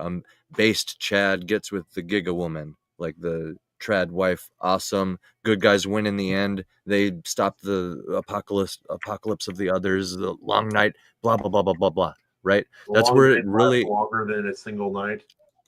Right. But then it starts kind of going to. Then it starts kind of going to like, oh, I can't even finish this, and I need to keep it. Considered a second edition cover because they redid the covers for the existing books when the show started. Amazing. So this is like second edition covers for. Okay, guys. Again, telling you about the story. Yeah. Yeah. That are. More people should share these covers because with the Great Wolf, with the God Tree, they're very simple and like. They're better. Like you could, like. I mean, at some point it does get to the point where it's like the book is so notorious it doesn't need a better cover. That being said, one of a book that a lot of people hate but I still love, Name of the Wind. That OG cover was straight garbage. Oh wow! It was one. Like I'll pull it up. You've seen it, even if you don't know you've seen it. It's so bad and it's so. Has nothing to do with the butt fucking story. 100%. I bet they published all the new ones with the stock images of like grails and sword hilts. Probably so they don't have to include the artist in on royalties. Unfortunately, the original artist of that, because that was probably the agreement early on. Explain a lot of that trend, yeah. Yeah, especially when you become number one, like the Martin Empire or whatever. Yeah, you're all of a sudden that old artist that you thought everything was good. You know, like however many years ago when you got the art, all of a sudden he's going to emerge and be like, hey, I noticed you're number one now. Can I have a cut? Because that's my art right there. And then you got to give him a cut. Publish a new one. Pissed off. Look up foreign editions of covers for your favorite books, specifically like German, French, or Spanish. It will piss you off. like you don't have to show it for long, AC, but I'll show you I'll show you the OG cover, and then I'll show you like the 10-year anniversary edition. And so this is OG Name of the Wind. I've seen this one. It looks like a Sith robe, like public. Yeah. Publicly available. It's terrible. Yeah. It's not telling you much about the book, and you like. I would say you might be able to deduce that it's fantasy, maybe, but I actually didn't. I thought of The Giver. I thought of The Giver. Oh my god, I hate it the longer I look at it. Sorry, I'm getting rid of it. I thought of The Giver. Take it down. I was like, so bad. Sorry. I was like dystopian medieval fiction. Yeah, something like that. Something like that. But yeah, you want it like the reason. Okay, so the reason you're a character is good to just slap in front of people is because the character is usually a representation of your world. It's like a snapshot. Like, okay, now that we know like everything about Lord of the Rings these days, we know that like a good book cover would maybe be like Orthanc on the front and then the Tower Eisen on the back. Or Orthanc is Isengard. Sorry, the other one. Sauron's Tower. I forgot the name of it. Oh, Barad-dûr, is that right? Yeah, that one. I'll bear that. Oh, sounds good. No, it works out, man. But yeah, so you had I remember when you, because I had your book and everyone, and then you changed your cover and something happened. You got a lot of people started checking out your book, and having a lot of good things to say about it. How did that whole thing kind of come about, in your opinion? I think one of the big things for sure was the cover change. Yeah, because I'd been building a lot of traction up to its initial release, and it did okay. And then the new cover appeared and it blew up. And I absolutely agree. Like, and that's the thing is having a character in all. I try to have a character in. I think so far I have. Yeah. No, with the exception of the illustration where I have ships. All my illustrations and all my covers so far, the plan, like everything I've done except for my original, has a character, because that's absolutely key. And like, even with the next book, both versions, like the final version, either book 3 or book, the one I have in mind, absolutely has a character kind of finally achieving the role I have in mind for them. And I won't say anything else without spoiling, but it's going to be freaking amazing. I can't wait for that cover.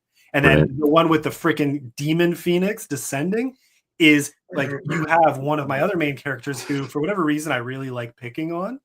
And so she's just there with this freaking demon phoenix descending on her. She's like, about to go through a very bad day.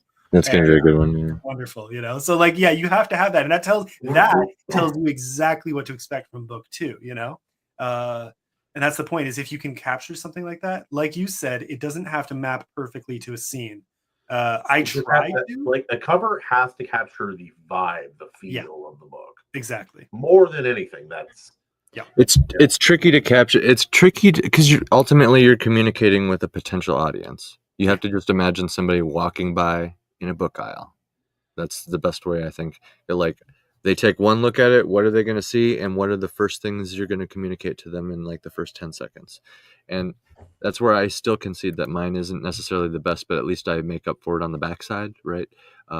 Because like you need to convey like what genre is it and what's it kind of about, like as long as you can convey that. So this do that again, zoom in again. What am I looking at here? This is a low quality version of it, so it's not going to look very good, but like as long as I can see what it is, has so many things in it relating to the story. That's a problem too, though. Too many elements, you know what I mean? But like, it's a little confusing almost. Oh, I see what's going on. It's broken. That's cool. Okay. That's cool. Okay. Yeah. And like you only know this if you read it, but like even the way the font of the name, it's referencing the way the shorthand writing of a character in the story. It's like basically he made his own alphabet of every common sound, and that's how he writes shorthand in code, so no one can read it.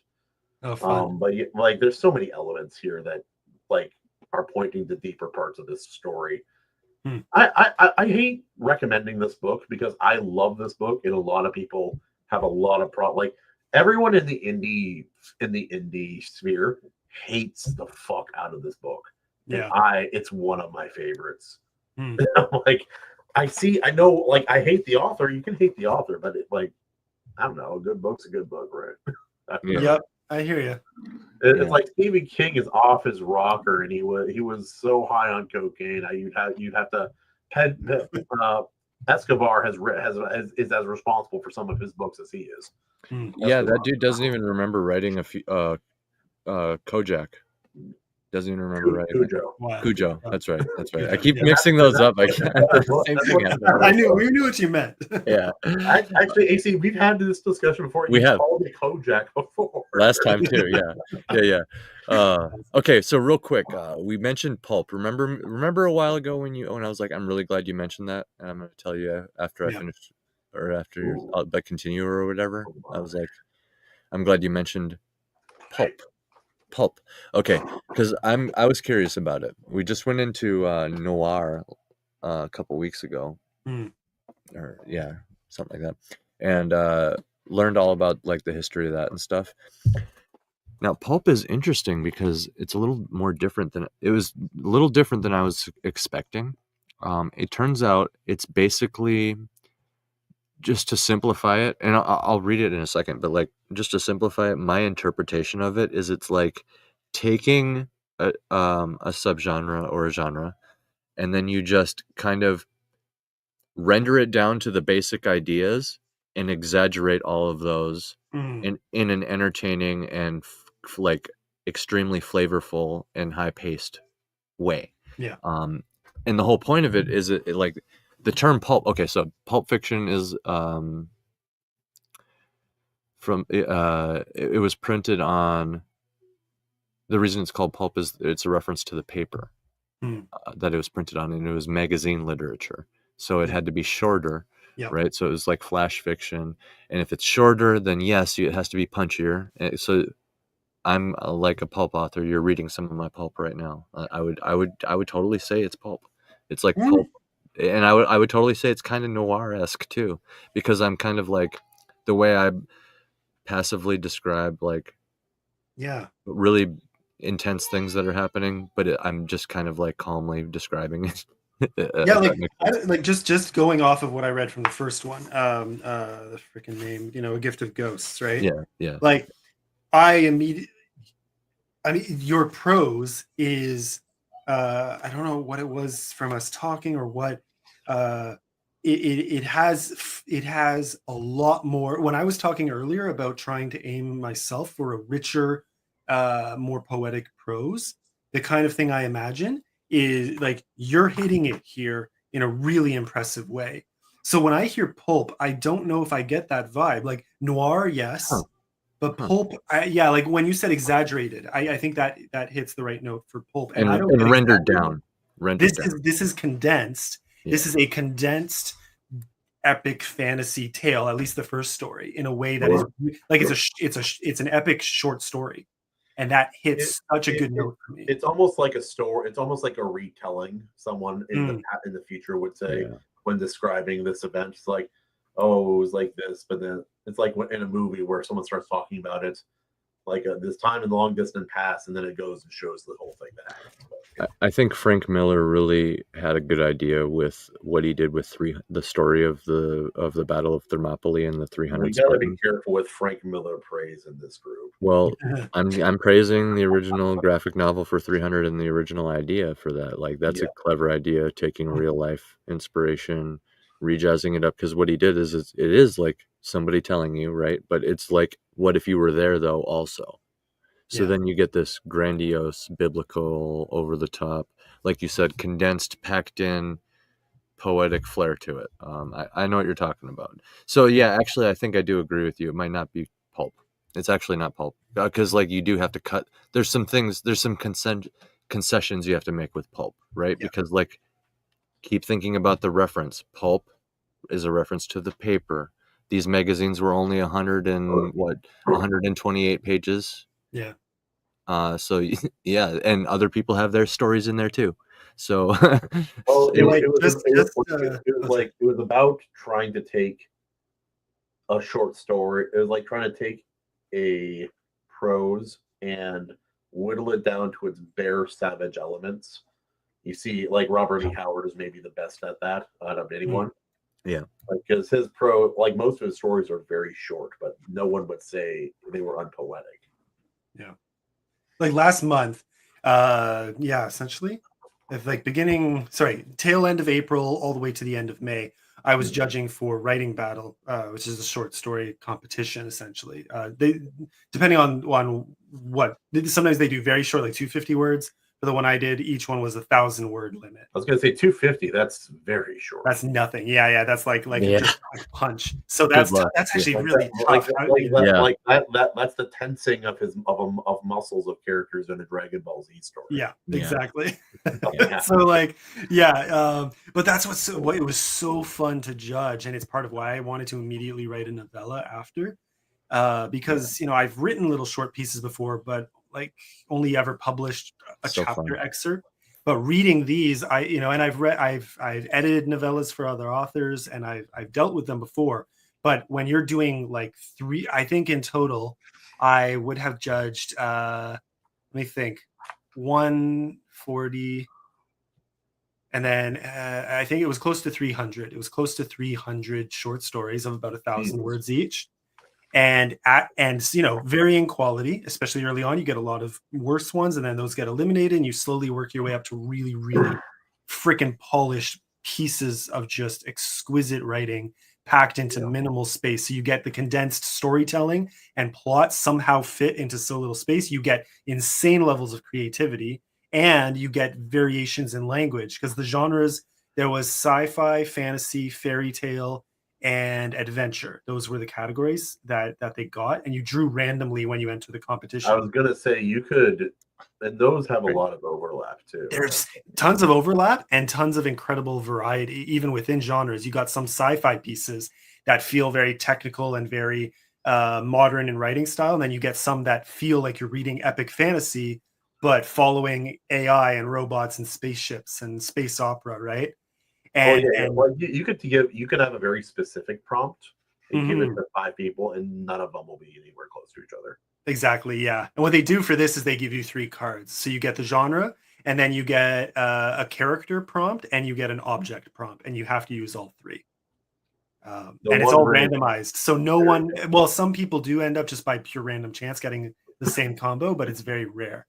That's and cool. oh my gosh, is that fun. And it really shows you like just what people can do in short space. And so you do get that variety. Some of it feels like short stories, and some of them definitely had what I would call more of that pulp feel. It's just, like the exaggerated emphasis, I think, really captures it. So when you look at the pulp genres here, it's kind of giving it away in just the actual genres, because like when you think of storytelling as a whole, and then these are the pulp genres, that kind of shows you how much is falling away within the subgenres of pulp. But like, that's not a bad thing. It creates a different style. Like, I think a lot of people confuse it with noir, and they think it's like this certain thing, like maybe Sin City comes to mind or something. Like, also, I'm going to say Rangeland romances were for women; they were not for men. Tossing that out there right now. Exactly. I know those books that they're referring to here. Yeah. Think about cheesy romances. We all know about those. That's like pulp. Fair. But like the ones that are considered good and sell a lot and stuff like that, they probably cut away a lot of fat. Cheesy romance. They're probably trimming a lot of fat and like really cranking up the things that people are looking for in their romance stereotypes. I would imagine they're cranking all those up to 11. Yep. Like if you're reading fantasy pulp, you probably want to see some fantasy races, probably going to want to see some dragons, and you're probably going to want to see some magic. That's what I'm going to guess anyway. At some point. Like we were talking about covers too. Can I talk about like the worst cover trend of all time? Sure. Yeah. The movie poster. Yeah. Hold on. Attached like re-release edition of any book. The worst cover trend of all time. And it's just also a dog did not chew on. I don't know what happened to this book. I have no idea what happened to this. Yeah. This book is boned, dude. It should. This is the worst, most damaged book in my collection, including books that are like 56 years old. Well, I'll say it's one of the tough things, going back to that, to the cover you were showing with just the armored character. That's where it can be very tough. Is like, that's perfect. There are context clues there, like the armor. It gives me the exact vibe, and then the tagline does the rest. Yeah. But sometimes you see covers with illustrated characters, but it's the heads, and it really has that movie poster feel. Yeah. And sometimes it works. Sometimes it's like those old Star Wars posters, right? But sometimes it doesn't tell me a single thing, See, and that's the seeing style. Their faces doesn't do anything for me. And that's the style I went with the backside, because I literally needed to only accomplish one thing. Like, I checked all the other boxes on the front. I'm like, I'm showing you the protagonist. I'm showing you a lot of elements from the story. I'm hinting that there's some magical stuff going on with the walking, all this stuff going on the front. But I have not told you it's fantasy. That's all the back needs to do. So and in that case, show me a dragon kind of face. The faces the faces are all you need, because it's just like, I just need to show you that it's fantasy, and I'm just going show to you use the the faces. same author and use an example of a really good cover and a very, very bad cover by the same author. Okay. Let's see it.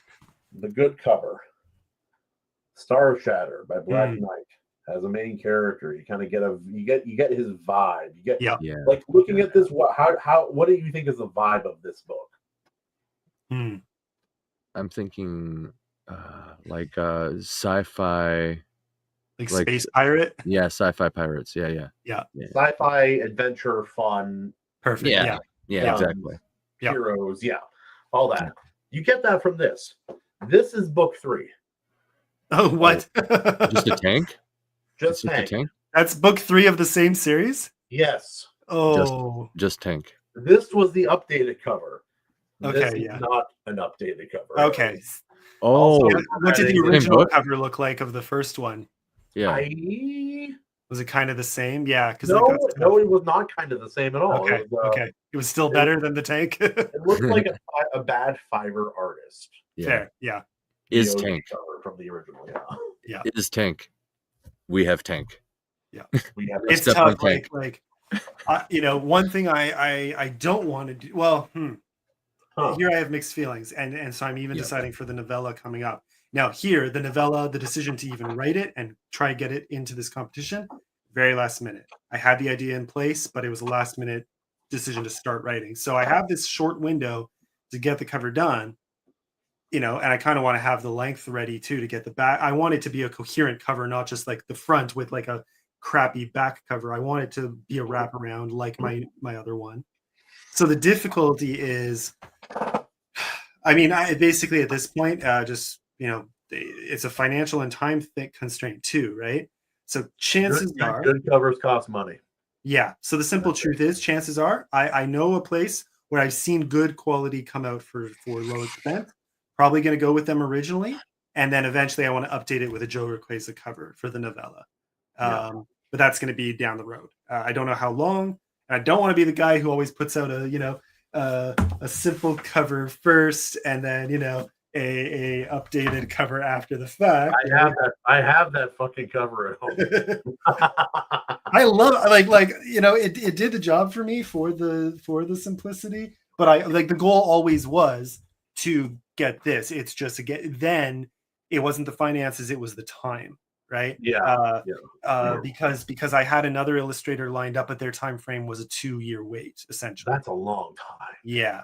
So I ended up backing out of that because I found this guy who did my black and white illustrations within a month. And I said, "Oh, can you do full color?" Which I knew he could. Your black and white stuff is good too. It's very good, yeah. And that works. His black and white stuff. Oh.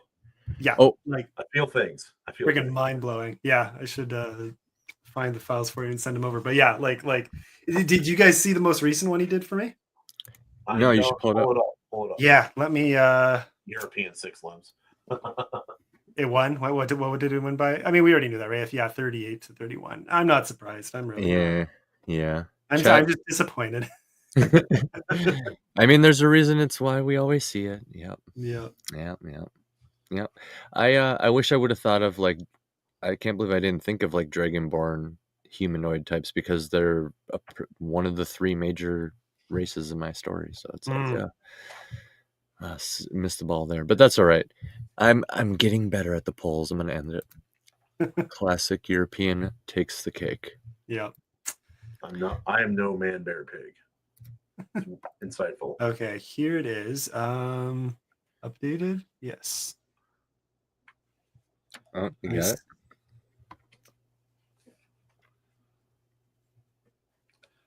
Also, do you guys ever buy books just based on a cover or a name without knowing anything else?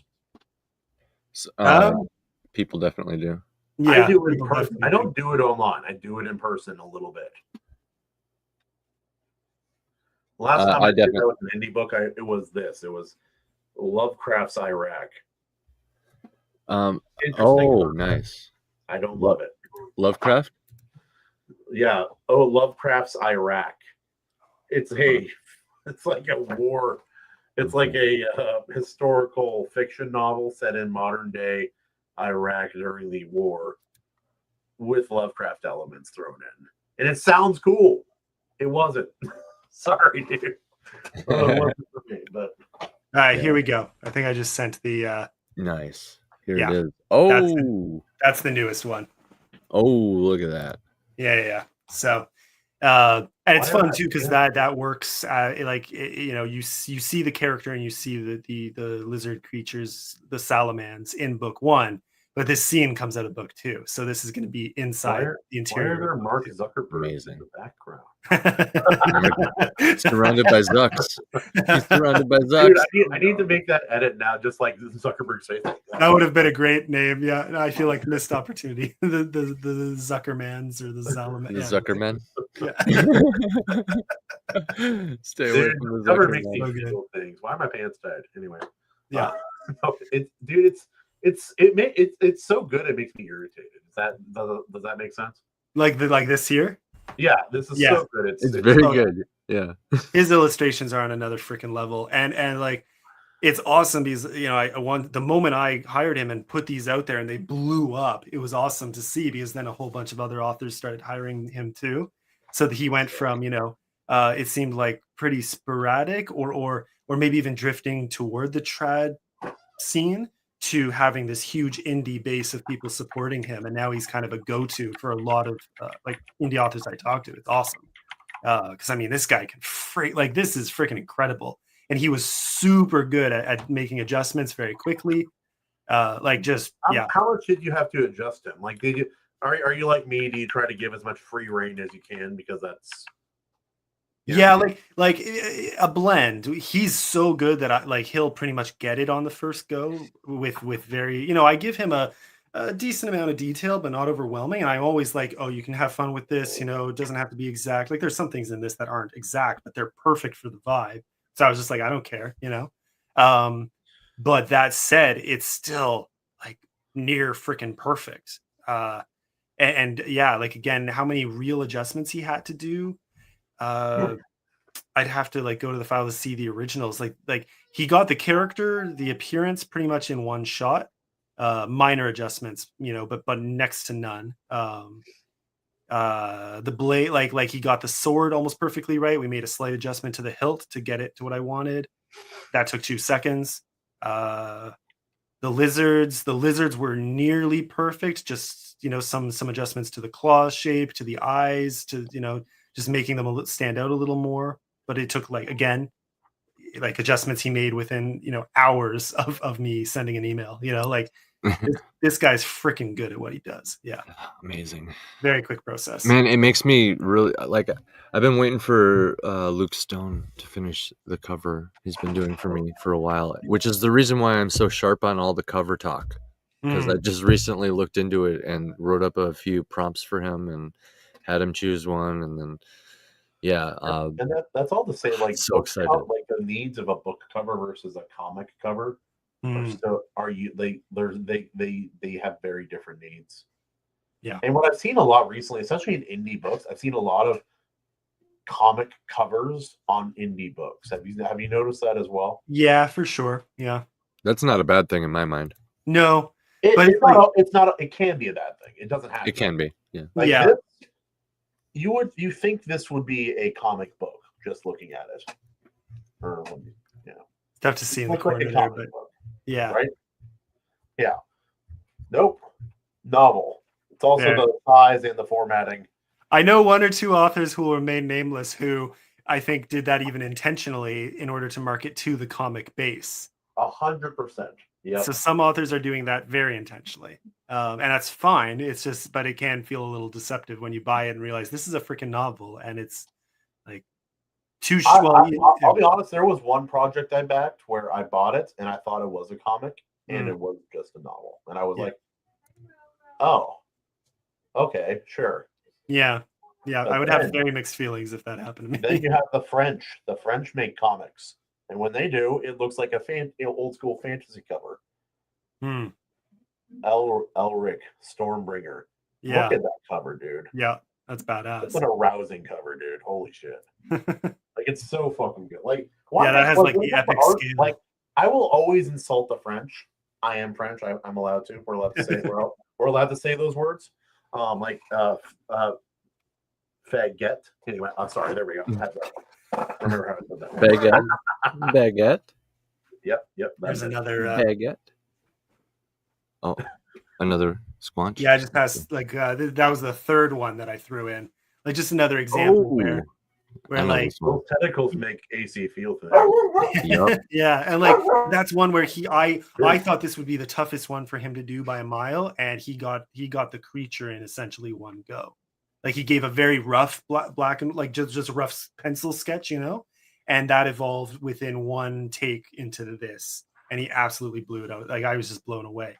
Yeah, that's amazing. Yeah, seeing your idea come to life like that is just again just really badass feeling for sure as an author. While we're on the topic, let's show people the I gotta remove. Let me see here. We can show people the process here. Gotta remove yours. Add. Check this out. This is the cover I'm waiting for. This is the thumbnail of it. He sent me 3 thumbnails and had me choose, which I asked some trusted people. I went around and asked a few, and got the consensus in A1.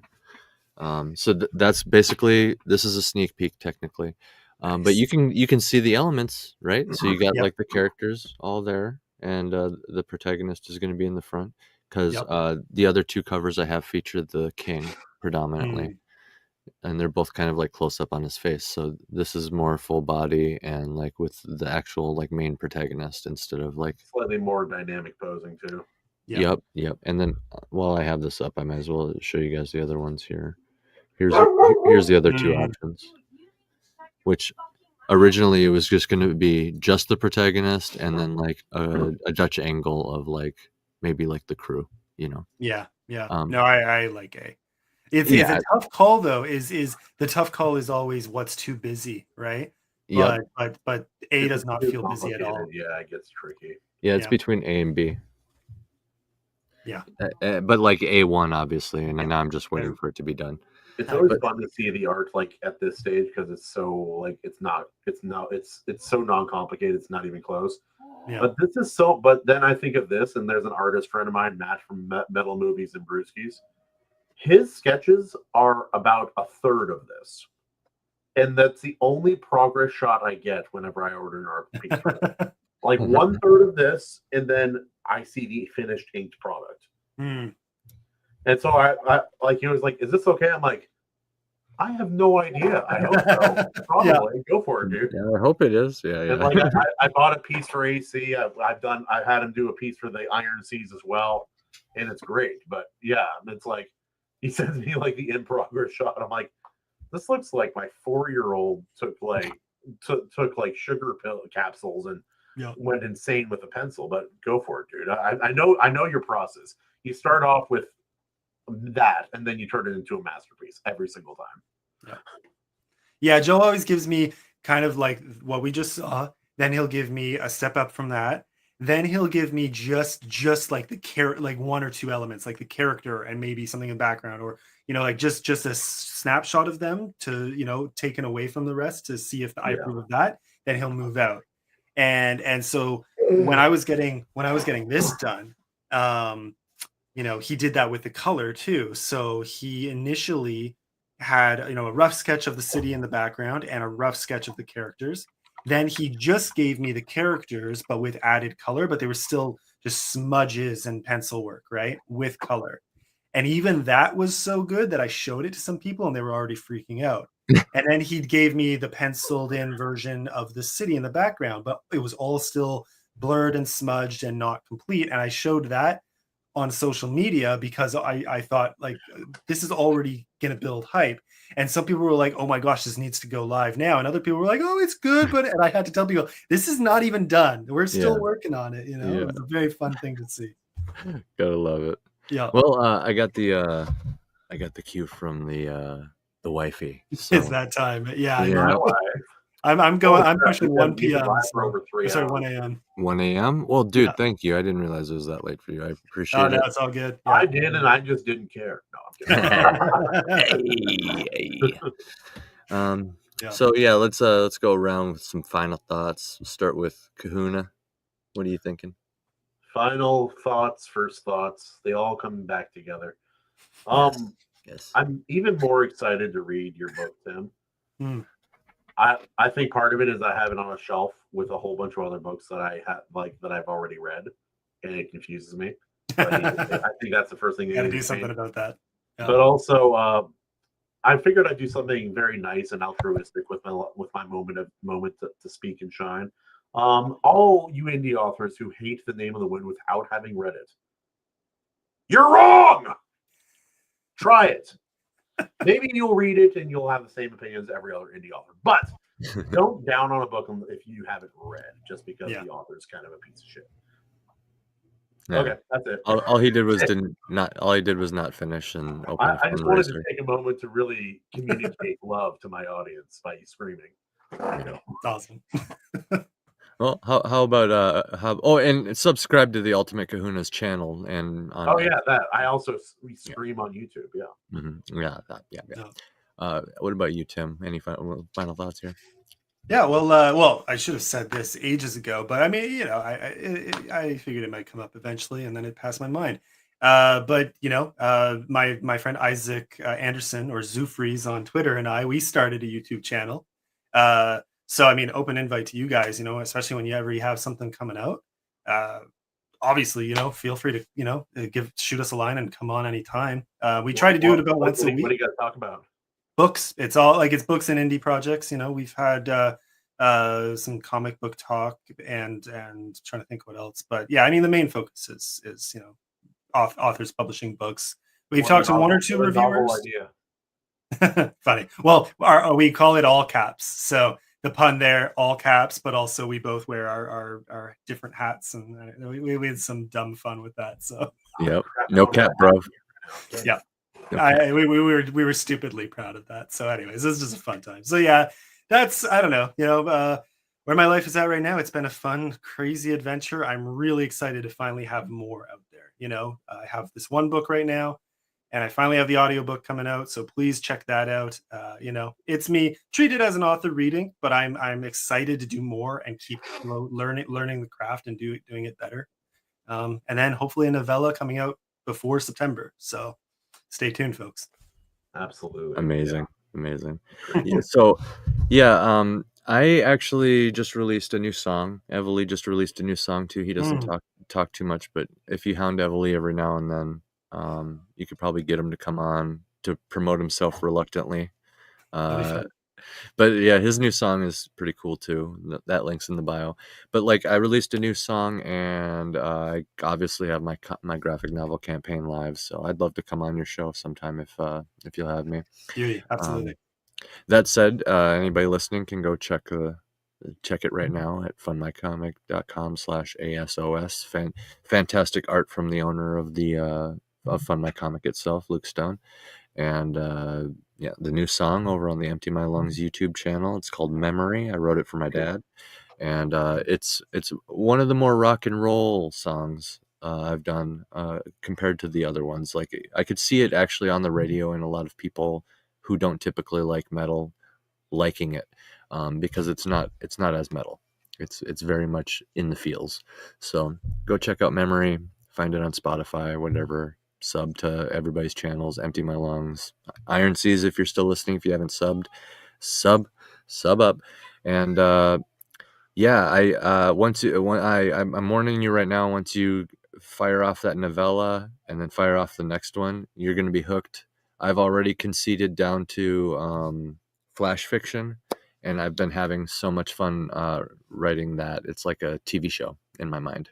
And writing shorter pieces, you mean? We talk about it. Because my computer's down here, I haven't been writing very much, and so I haven't actually written any of the flash fiction for Iron Sea stuff recently. But the stories, ideas, characters we came up with are so much fun. It's addicting. Yeah, it's addicting. Yeah. It feels like a Saturday morning cartoon, but with our own fantasy characters, which makes it more fun. You know how when you get those random ideas, and then you're like, that would be so cool if there was something like that existed. And then it's like an excuse. In my current book, it's like, let's do it. If you could just write it. Well, that's the nice thing about shorter pieces too. Yep. You don't have to put it off to something that is the daunting thing of having done a 540. Did your brain melt?